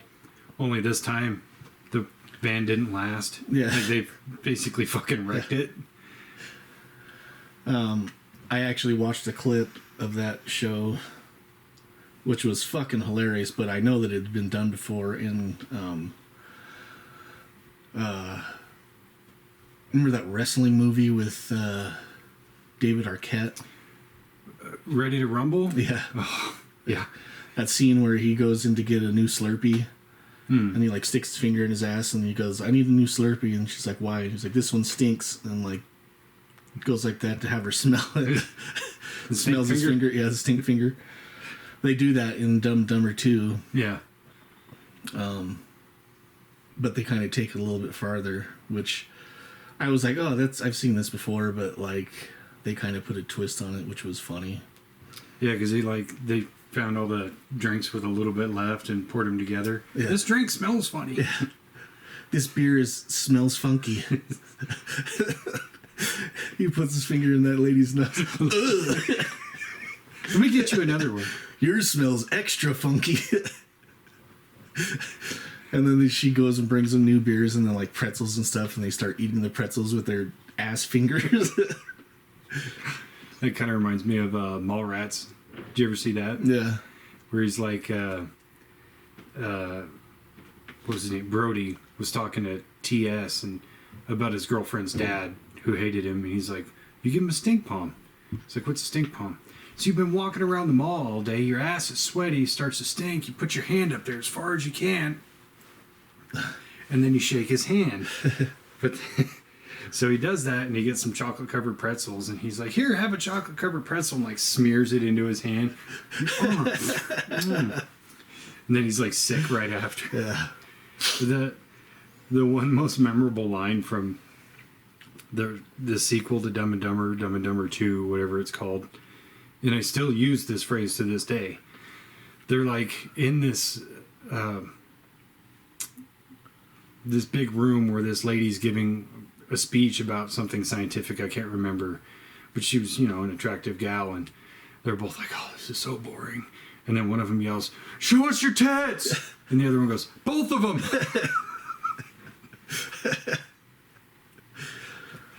I've been one tit flashed before. I didn't hate it. I mean, I'm never going to turn down one. Yeah. But both is definitely better. Yeah. I don't know if I've ever been displeased with being flashed. I have once. Yeah? We'll talk about it later. Oh. What was his name? No, it was she. I want to say all boobs are beautiful, but they're not. Okay. Wow. That's a weird... Yeah. Huh. So anyway, remakes and... You just gotta let me simmer on that one, huh? I'm the one that's simmering over here. My head is boiling right now. I probably shouldn't tell the story. My mom's gonna listen. What about Disney live action remakes? Oh. I don't think there's been one that I've... Let's see. Actually... Yeah, I don't think there's one that I've actually liked. That I can think of. I think they're all pointless. Yeah. And The Little Mermaid was terrible. I didn't watch it. I hate to poke fun at somebody's physical characteristics. But the gal that they got to play Ariel, her eyes are way far apart. There's a fishes. They're so far apart, I don't think she's ever been able to thread a needle. She's just like... I'll put it this way. She couldn't be a softball player. There's not enough depth perception. Yeah, I haven't... my kids have watched it, and I've kind of walked in to, like, scenes, and I'm just like... Why are you guys watching? You know you can watch the original one. And it's way better. Yeah. Which, it's a carbon copy of the story. Yeah. And, like, I know everybody wants to throw a fit about the race swapping, which I don't care about, but it's just make it make sense. Yeah. You know what I mean? Not everybody's a different race for whatever reason. Granted, they're mermaids. They're not bound by bloodlines or anything like that, I assume. I don't know how fucking mermaid I would DNA think works. maybe if they spent most of their time underwater, they'd be kind of a grayish color. Or green or... Greenish. Yeah. Gray, green. But it's like Ariel's black, and then she has an Asian sister and a Latino sister and so on and so forth. And it's just like the whole movie feels like... Well, her dad is getting around. Oh, exactly. You know, he's the king of the ocean people. Well, he's played by Javier Bardem. I don't know who that is. He's you've seen Mother? Yeah. He's the husband. Spanish guy. Is he the one he's like kind of a big guy? Yeah, he's a fairly big dude. Maybe he just has a really big face. He does have a huge face. Okay, yeah. Yeah, I mean, he probably runs through a lot of face moisturizer. A lot of distance to cover.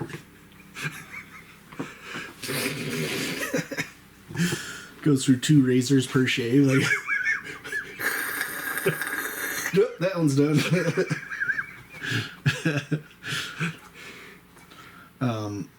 Is he in? He was in No Country for Old Men. Yeah. Yeah. Anton Chigurh. Was he in one of the Pirates of the Caribbean movies? Yes. The last one. That's what. So I'm thinking like he's kind of a scary underwater person. So that's not in Little Mermaid. No, it's the on Stranger Tides. No. I can't remember, the last 2 suck so bad. So bad.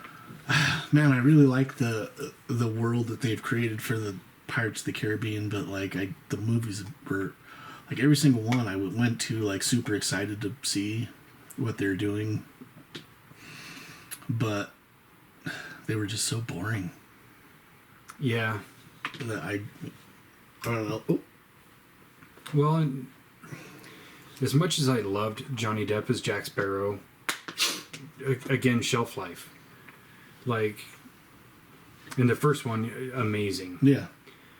in the next two, he was the shining light, because those two movies, like, they did a lot of world building and there was good acting, but I don't like tying together the plot of the second and third one when it feels unrelated to the first one, just like in the Matrix, where you have the Matrix and it stands alone, and then Reloaded and Revolutions are like directly tied together sequels.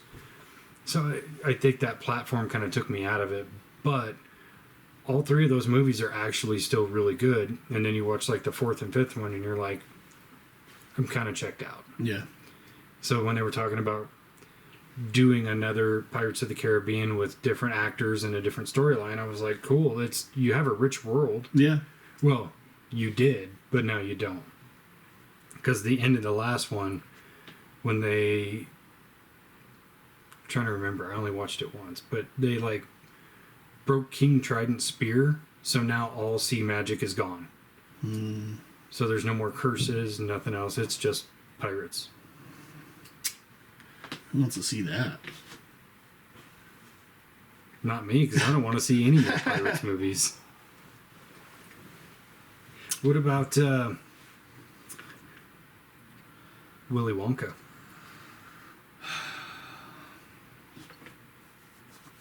Again, you run into the fucking problem of,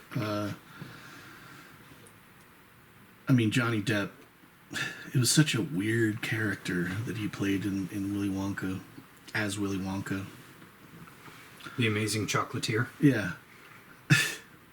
I mean, he was creepy in his own way, but he didn't have the almost like Gene Hackman in the original. Gene Wilder. Gene Wilder. Man, that would have been a crazy movie. Gene Hackman. I would love to see That's that. a whole different movie, boys and girls. Gene Wilder had kind of a wild, endearing factor. Like,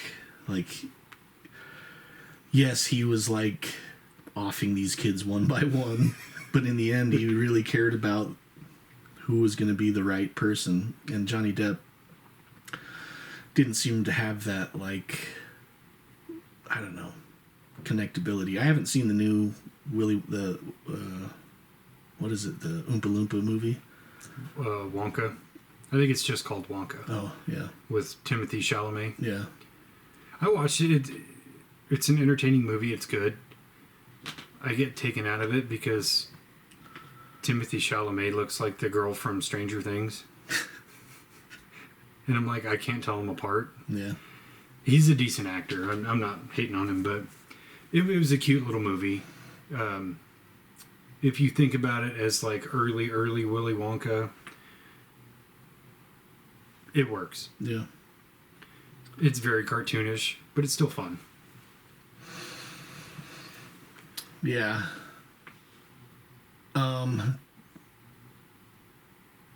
Yeah, I can't remember. And I don't know, the original Oompa Loompas were so cool. Like, their songs were super catchy. Yeah. And they weren't doing fucking techno beats, you know. So. Well, I mean, it was cool because they actually hired little people for that movie instead of just like digital doubles of the same guy. Yeah. Yeah. Which he was cool, but I think he was kind of misused. Like, he would have been better suited in another movie in some way. Yeah, I didn't hate the remake, but the original was just so classic that it's like you never saw anything like it. And yeah, Gene Wilder's version, he was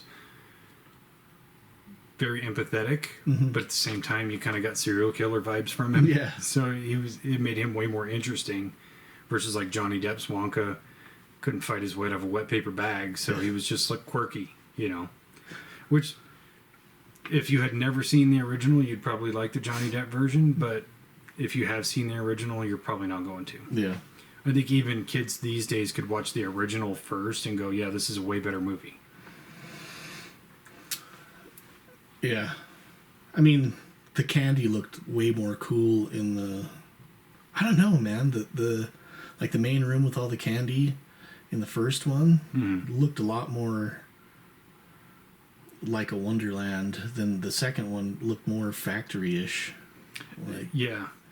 I mean, it is a chocolate factory, but like the first one was more of like a Wizard of Oz feel to it. Definitely. Like, well, and I think lighting played a factor because in Yeah. the original it was like well lit, you could see everything, but in the remake it's everything on the ground is lit and the people are lit, but the background is really dark. Yeah. So it kind of has too strong of a juxtaposition, I think. Yeah.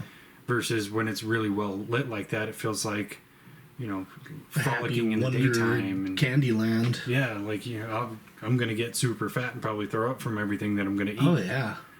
Yeah, it's yeah, the original. Yeah. Yeah. I was thinking about just Johnny Depp in general, like Johnny Depp playing the character in the Mad Hatter in Alice in Wonderland, which is like a remake of the original Alice in Wonderland live action, which I thought was fucking dumb. And like, why would you spend all this time and money to give Johnny Depp like all his makeup and prosthetics for him just to look like fucking the kid from Lord of the Rings? Look like Frodo. Just get Frodo, dude. Probably way cheaper. Well, that kind of ties in. I haven't watched it yet, but so you had the Lord of the Rings trilogy, Yeah. and I have seen the Hobbit trilogy, but now they have Lord of the Rings, Rings of Power on Amazon, and it's kind of a mixed review, but that feels a lot like a cash grab. I will say more specifically, The Hobbit felt like a cash grab. So you're talking about this very short book that they made into 3 fucking movies. Yeah. That it was like by the end of the first one, I just wanted to be done with it. But I was such a fan of Lord of the Rings, I'm like, I have to watch them all. Yeah, I started watching the Rings of Power, and maybe it is like, if you're super into that and you know the lore, it's probably pretty interesting, but I found it really boring. Like, I watched probably 6 hours of it. I don't know, maybe that's probably 2 episodes or 3 episodes. Or one Lord of the Rings movie. Yeah. And I just kept feeling like I was being distracted by looking at my phone and like getting up to go do something and get distracted doing something. Oh yeah, I'm watching this show. Oops. Yeah. But it was just didn't really hold my attention. That's where I'm kind of blessed to have Scott, the nerd. Yeah. Because he just like gives me the rundown of all this backstory and all this lore and this mythos without me having to watch a show. Yeah. Because I don't really want to. It seems cool, but I'm just like, I don't want to dedicate 30 hours to watching this show. Yeah, well, like the first episode is like an hour and a half, and it's like showing the That's a origin fucking story movie. of the elves, like, and there's nothing really substance, just like, I don't know, man, it was just so boring. Yeah, I think I'll To just... me, it was boring. If you like that kind of thing. No, that's why I got Scott. Just be like, Scott, what's the origin of this, Yeah. Mithrandir or whatever? I guess if I was sitting there, like, putting together a Lord of the Rings costume for cosplaying Lord of the Rings while this is playing in the background, I probably would have enjoyed myself. Or if you're trying to write a porno parody, Cock Rings of Power. Yeah. Galadriel, put this on me, it'll disappear. Yeah. Special powers, that fucking short hobbit sword that glows. Orcs are near. Sam, hold me. Oh, there's so many jokes I'm just gonna make there. I'm gonna keep it reasonable. So what about 2016 Ghostbusters? Is that with the females? Mm-hmm. I liked it. It was funny. It was a fun movie, but it was Scooby-Doo, like live action Scooby-Doo. 100%. Total departure, it felt like, from the original movies, Ghostbuster movies. I did enjoy it. It was a fun movie, but it was, live action Scooby-Doo, 100%. What about the sequels? So I liked the sequels. What was the Afterlife and then Frozen Empire. Frozen Empire. Yeah, I like those. I mean, they're a little bit. They almost scratch the surface of the Scooby-Doo-ness, but like, not. They don't dive headfirst into it like the female one did. Yeah, I enjoy the sequels. I think Afterlife, I adore that movie. That was a real love letter to Ghostbusters fans. Yeah. Frozen Empire was like, fuck, what do we do? Let's just throw a script together. Yeah. I did enjoy the 2016 remake. But like you said, it's very Scooby-Doo, and a lot of the jokes are a little more lowbrow than the original. Yeah. Because you think about the jokes from the original, and they're very sharp. Yeah. It's like Ray's talking to Peter, and he's like, you don't know what it's like to work in the private sector. They expect results. You know, just jokes like that. Or, relax, Ray, everybody's got 3 mortgages these days. You know, just these kind of highbrow jokes that you don't have to think about, but they require you to have a little bit more brain power to really process them. But then having the kind of fun moments like, oh, he slimed me or whatever, that made that movie so classic and iconic. But then the 2016 remake was a little bit more toilet humor, which I'm totally for. And I think that's kind of the only way they could make it their own. Like there's the one scene where they get Kristen Wiig's character in there. They're like, we caught a real EVP. Listen. And then they play it, and she gets her ear even closer to the mic, and then you hear, nobody's ever fallen for it before. I mean, I did appreciate that they got, like, pretty big name female comics to go up against Dan Aykroyd and or balance out the characters of Dan Aykroyd and Bill Murray. Yeah. So they have Melissa McCarthy and Kristen Wiig and what's that other? Kate McKinnon and the Leslie Jones. Leslie Jones, yeah. Which I'll argue that she's the weakest link in the cast. Leslie Jones. Yeah. Have you ever watched her stand up? Yeah. No. It's not that good. I've seen her on Saturday Night Live, though. Well, she's one of those people who equates being loud with being funny. Yeah. And that's not the way that works. I've seen her in other things where she is funny, but in that movie, it's like, you don't have to talk that loud. We're inside. Yeah. And just maybe try some dialogue. Yeah. Because it's just her screaming it. Get out of my ghost, friend! And you're like, God, shut the fuck up. It's funny. I was watching so we were doing research for like the New Orleans thing. So I was just watching like all these videos and clips and shit. And I went down a whole rabbit hole on TikTok about like ghosts of Louisiana, New Orleans, and shit like that. And there was one lady that was like, why is it that you never see fat ghosts? Or like only skinny people that become ghosts? Fat people just go straight to hell or something? Why is there no fat ghosts? And like somebody took her video and like imposed fucking a Slimer ghost on top of her. You're like, oh hell no. It's pretty funny. There's fat ghosts in Ghostbusters. Yeah. Think of in Ghostbusters 2 when the Scolari brothers in the courthouse. Yeah. One of them's really fat. Yeah. There's fat ghosts. I think so. I don't know about real life, but I'm gonna be a big old fat ghost, dude. fuck yeah. Haunt the fuck out of Arby's or something. I'm gonna haunt the fuck out of this Golden Corral. Yeah. So what's a movie that you think should be remade? Ooh. I did see, this is not the answer to that, but I did see a post talking about, it was actually like a advertisement for, but then I saw that it's probably not true. They're doing a Goonies remake, or a Goonies Part 2. I did see that, where they're all adults. Yeah. Granted, all those guys are in their 50s now. Yeah. That should be a one and done. Yeah.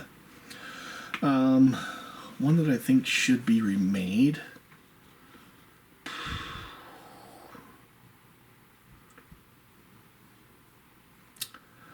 I don't know, like, I'm thinking of, like, all the movies I loved as a kid and watched a lot as a kid.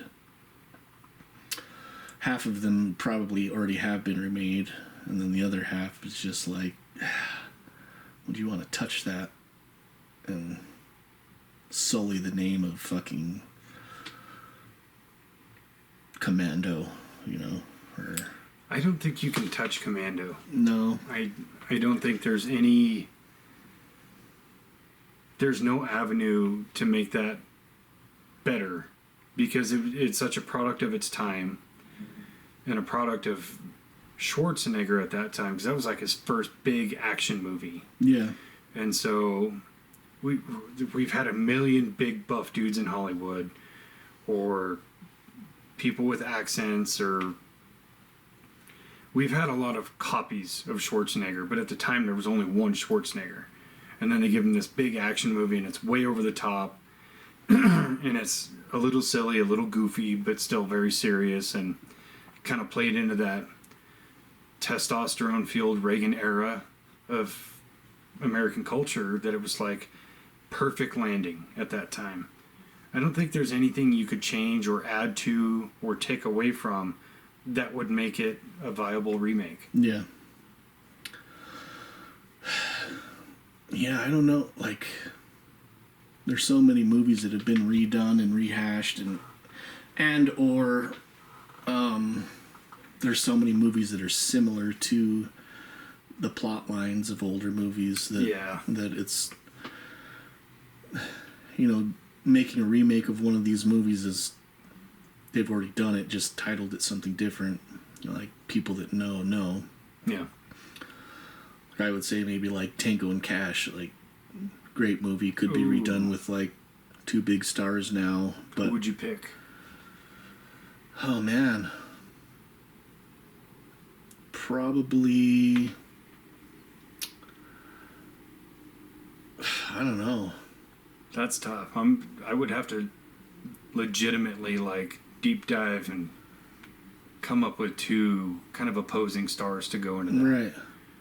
Because you would almost need to follow like the prototype of those actors, where you had Stallone, who was kind of an over-the-top action star, but he was like super athletic and well-built. So you'd almost need like Chris Hemsworth. And then for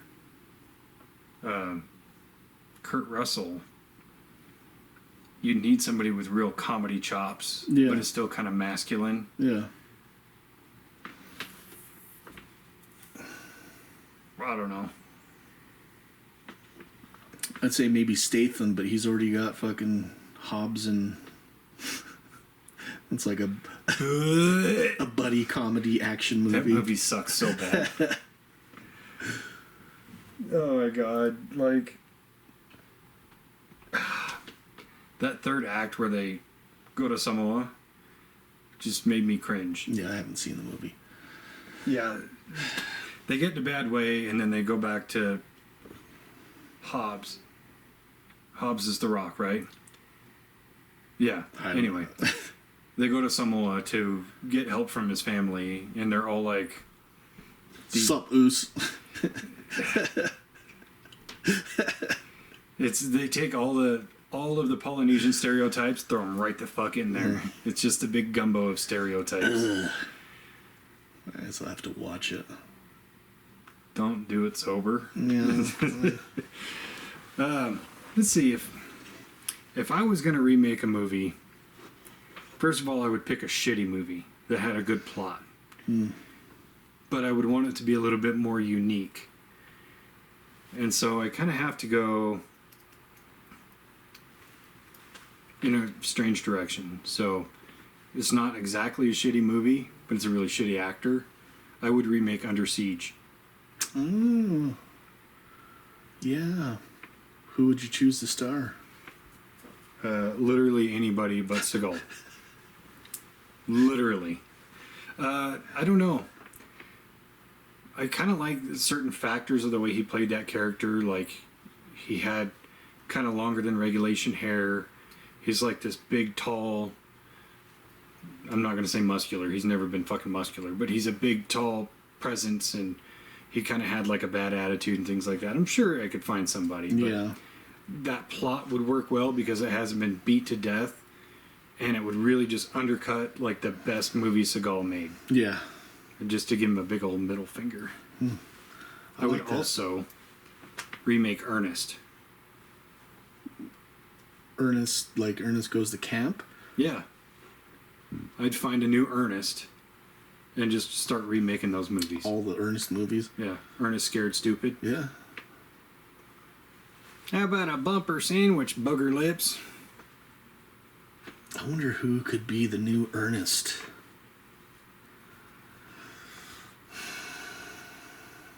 Yeah, I don't know. You know, actually, I guess it's being remade right now. 13 Ghosts. Really? Well, I think it's being made into a series. Oh, that's right. I did hear about that. I'd be down with that. I mean, the original was cool, but I think there's a lot of things that could have changed. Yeah. I think some of the cinematography was a little off-putting. There was a lot of flashes. Yeah. I think that, like, when I saw the trailer for it and kind of, like, got into the first, like, 15, 20 minutes of the movie, I thought it was going to be super cool, and then it kind of just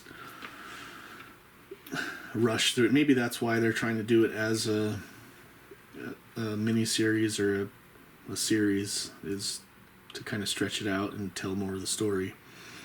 I mean, you got minimum 13 episodes. Yeah. 1 episode per ghost. 14, because then they all get released. Season 2, right there. Season 1 is introducing all the ghosts, and then Season 2 is them going to the house and dealing with the ghosts inside the house. I'd watch that. Yeah. I think we just came up with a...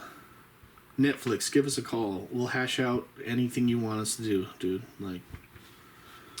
I just don't know why TV networks aren't just like beating down the door. Yeah. Like, you guys have all these cool ideas. You've got Morons of Skinwalker Ranch. You've got How to Write Out the 13 Ghosts. What movies to remake. Mm-hmm. I just think we should stop trying to touch already good classic movies. Like, literally, just take movies that had a really cool premise or a really cool plot, but weren't executed very well, and just remake those. Yeah. Or if you're going to do sequels, stop trying to just make them bigger. Yeah. Because that's always like the biggest downfall with a sequel. Oh, let's make it bigger in scale and more effects and more this or more that. Sometimes less is more. I mean, you can tell a story with the same type of hardships, but, like, keep the person real. Like, keep the integrity of the character there, so that it's not like he's doing some crazy shit that's so super out of the realm of what an actual person could do, or you know. And have actual human reactions. Yeah. Because you think about, and this is one of my favorite character models, is Ripley from Aliens. So in the first Alien, she wasn't like the tough as nails Ripley that we know. She was just a normal person put in this extraordinary circumstance and had to overcome and outwit the enemy and do what she had to do. And then by the final act of the second movie, she's this big tough badass because she had to be. Yeah. So you got to see an actual character progression from beginning to end there, and then the whole franchise just went off the fucking rails. But yeah, don't... And even John Wick is bad about that. Like, showing all these basically superhuman things that these people are doing because you have to make the story bigger. Mm-hmm. And I don't think you have to do that. Like, did you ever end up watching John Wick 4? No. Yeah. Still haven't seen it. By the end of the movie, he's been hit by like 5 cars. He's taken a couple of like 80-foot falls. He's been shot at through his bulletproof suit at least 100 times. He's had the shit kicked out of him, choked, hung, beat up. And you're just like, a normal person would have stopped. Yeah. Like, I stubbed my toe and I'm down for the day. Yeah. I can't come to work today. What happened? Well, fucking coffee table got me again. Yeah, I don't. Have you eaten breakfast? I don't want to make you lose your breakfast, but I stubbed my toe pretty good. Again. Was it broke? I can't bend down that far to look at it. It hurts so bad. It's just radiating up into my chest area. And I think it would just be best if I just laid in bed and watched Yellowstone today. All I've been able to do for the past 2 hours is just lay on my back, inhaling through my teeth like this. I'm still on the floor in the living room. I've been yelling at my wife to bring me a cup of orange juice, and she's telling me I'm being a baby, but whatever. I already yelled at her for making me go faster. You almost got me. Another reference, Easter egg to a YouTube video. Classic. Why don't you just make me go faster? So, a sequel that I think pulled that off as well, if not better, of character growth is Terminator 2. Agreed. Sarah Connor. Sarah Connor. She's just this soft fucking little rabbit of a lady in the first one, and then the second one she's doing chin-ups. She was pretty gangster in that movie. Yeah. She's like tearing apart weapons and putting them together. She's fucking jacked. Yeah. Granted, she's not a very big gal, but she was lean as fuck. Yeah. And yeah, I mean, in the first one, she was just a regular.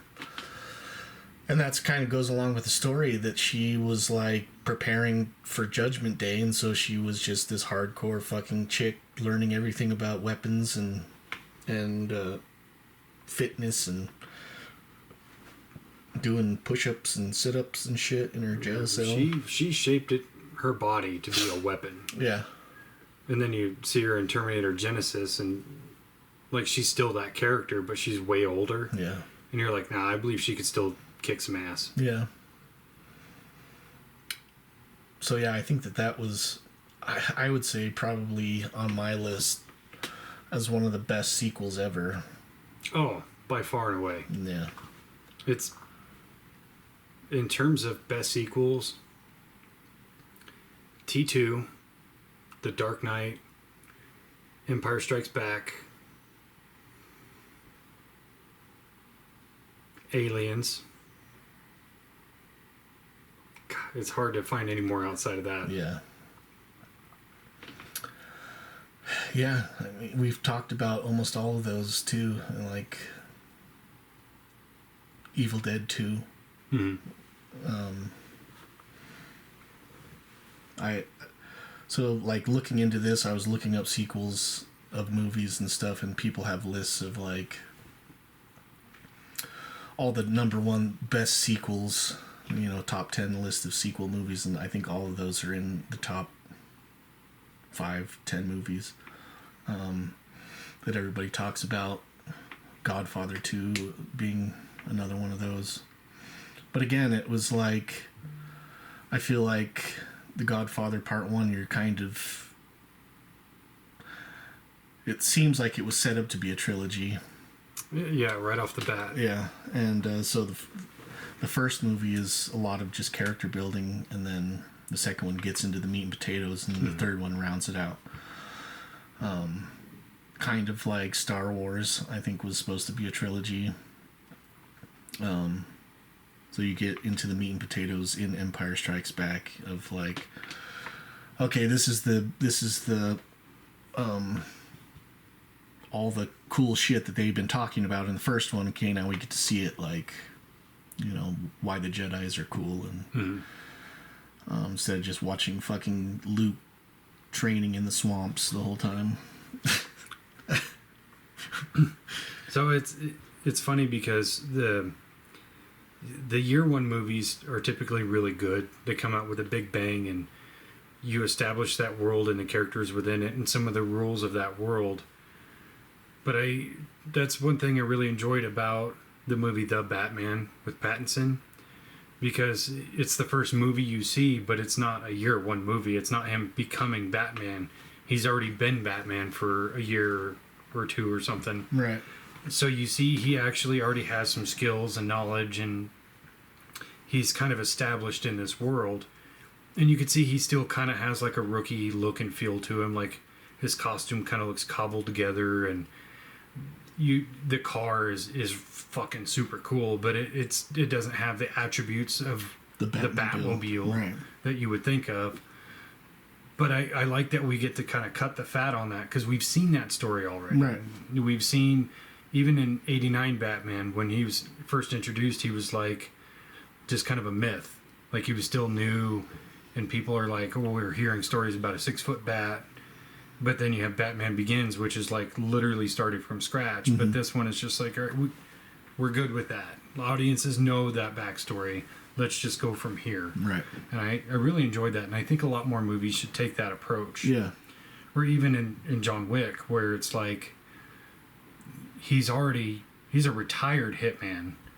So he already has the knowledge and the skills and things. He doesn't have to learn. And he's not being thrust into a world that he doesn't know. He's being thrust back into a world that he escaped. And I think that made that way more interesting, because we didn't have to have a training montage or a cool teacher or anything like that. He was just like, well, time to put the suit on and start killing folks. Yeah. One thing that I'm noticing is that it seems like a lot more they're taking aspects of movies and making them into series. Like, have you seen The Continental? I watched 1 or 2 episodes of it. Yeah. So it's supposed to be more along the lines of the people that like are running the Continental throughout the years, I guess. I watched like 3 or 4 episodes of it. It's kind of slow, but and then like we talked about Ted, they've got the Ted series. Mm-hmm. And then there's another one, The Lost Symbol, and it's about the angels and demons and the okay, the Da-Vinci's Code. Da-Vinci Code, yep. Da-Vinci's Code. Da-Vinci's Code. Couldn't remember the name of that movie. It's because they stole it from us. Yeah, what a ripoff, dude. Fucking assholes. But that one is actually, I watched like 7 episodes of that so far. Mm-hmm. And it's pretty kind of along the lines of that, like, puzzle solving, what is he, a professor or whatever? Yeah. So that's a fun movie if you like those. I mean, series if you like those movies. It's kind of along those lines. There was also the one with Nicolas Cage, the National Treasure. National Treasure, yeah. National Treasure has a series also that was pretty really good. Yeah. Huh. I think it's on Disney. I'd check it out. Yeah, it's pretty good. I mean, actually, I thought those movies were fun. Yeah. Just like, I know some of the history is kind of willy-nilly, but I don't give a shit. The movie's fiction. Yeah. I mean, they tie in historical figures with a few historical facts and then make up shit in between that's going to tie their story together. But, like, real people in real societies doing real secret shit, and then they just embellish the secrets. Like, I like it. It was fun. Yeah. And it was like the only couple of Nicolas Cage movies where he wasn't like way overacting. Yeah. He was just like randomly losing his shit. Yeah. So the series is like, I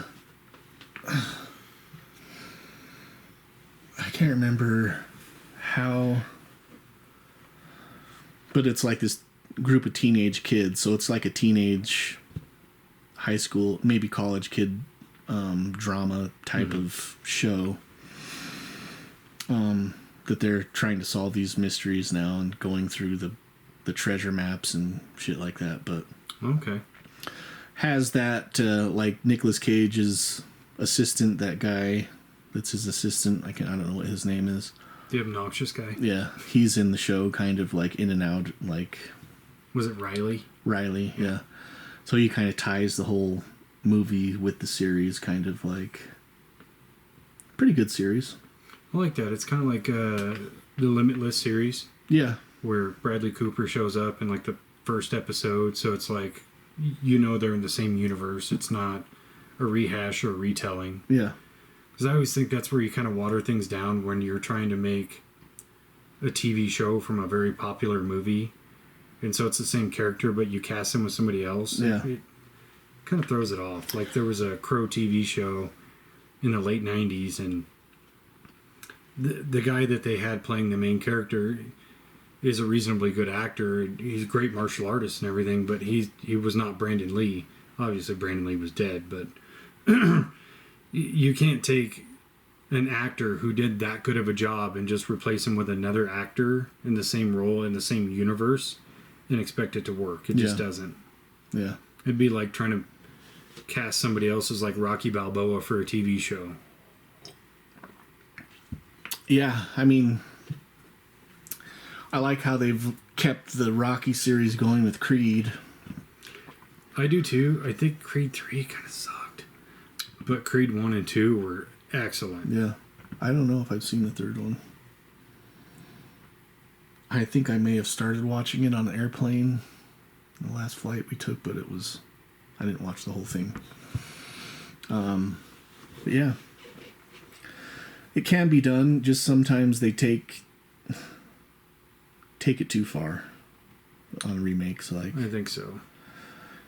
I think that, and I get why they want to do it. Like, they have a movie that's super successful and they make a lot of money with, and they've already established this whole kind of universe that they're dealing with, and it'd be a lot cheaper. Well, it's still going to be super expensive to make another movie, but like you already have this fan base that has invested this time with these characters, and it's a lot easier just to continue with those characters than to write new characters and make up a whole new universe, I guess. I agree. I think for a lot of these remakes, they come from a good place of the writers and directors and actors kind of want to make a good adaptation of a very popular story. But it's like a lot of the times I feel like they have things that they think are added value when they're really not added value. And again, with the Crow remake is like the choice to take the time to establish the relationship between the two main characters, and then the way that it's stylized and things like that. They're different choices that doesn't make them good choices. Yeah.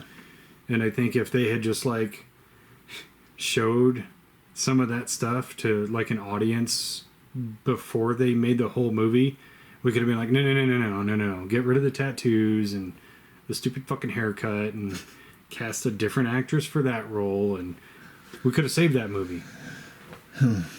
So, final question. What's a movie you think should never be remade? I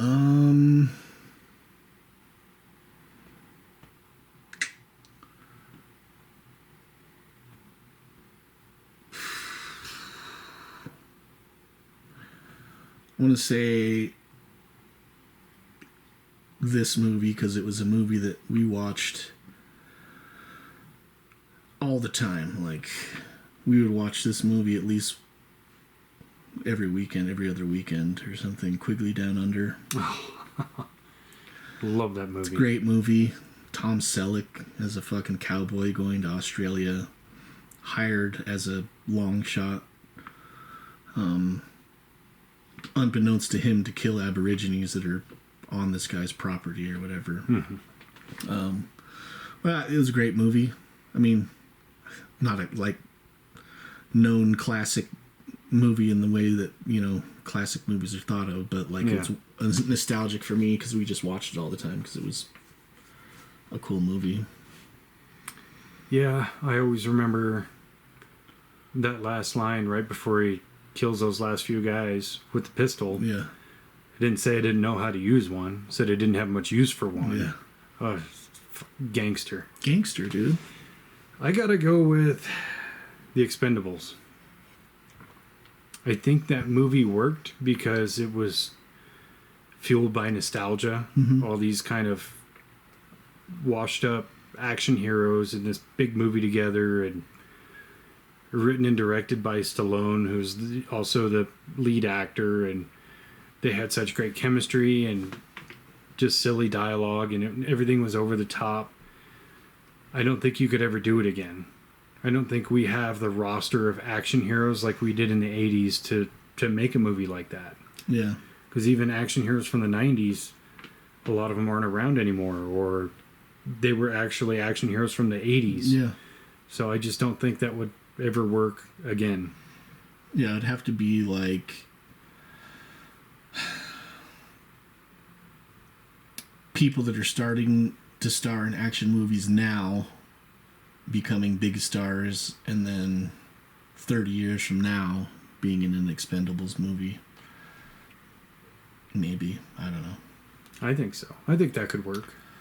But yeah, they couldn't redo it right now with...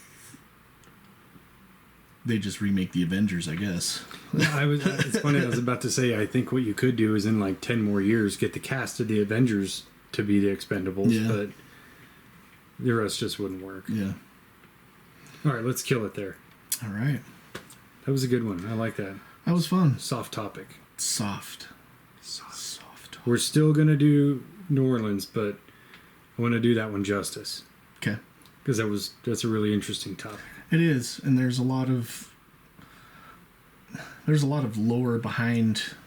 There's quite a few different things in New Orleans. Like, so much. You got the vampires. You got the ghosts. Voodoo.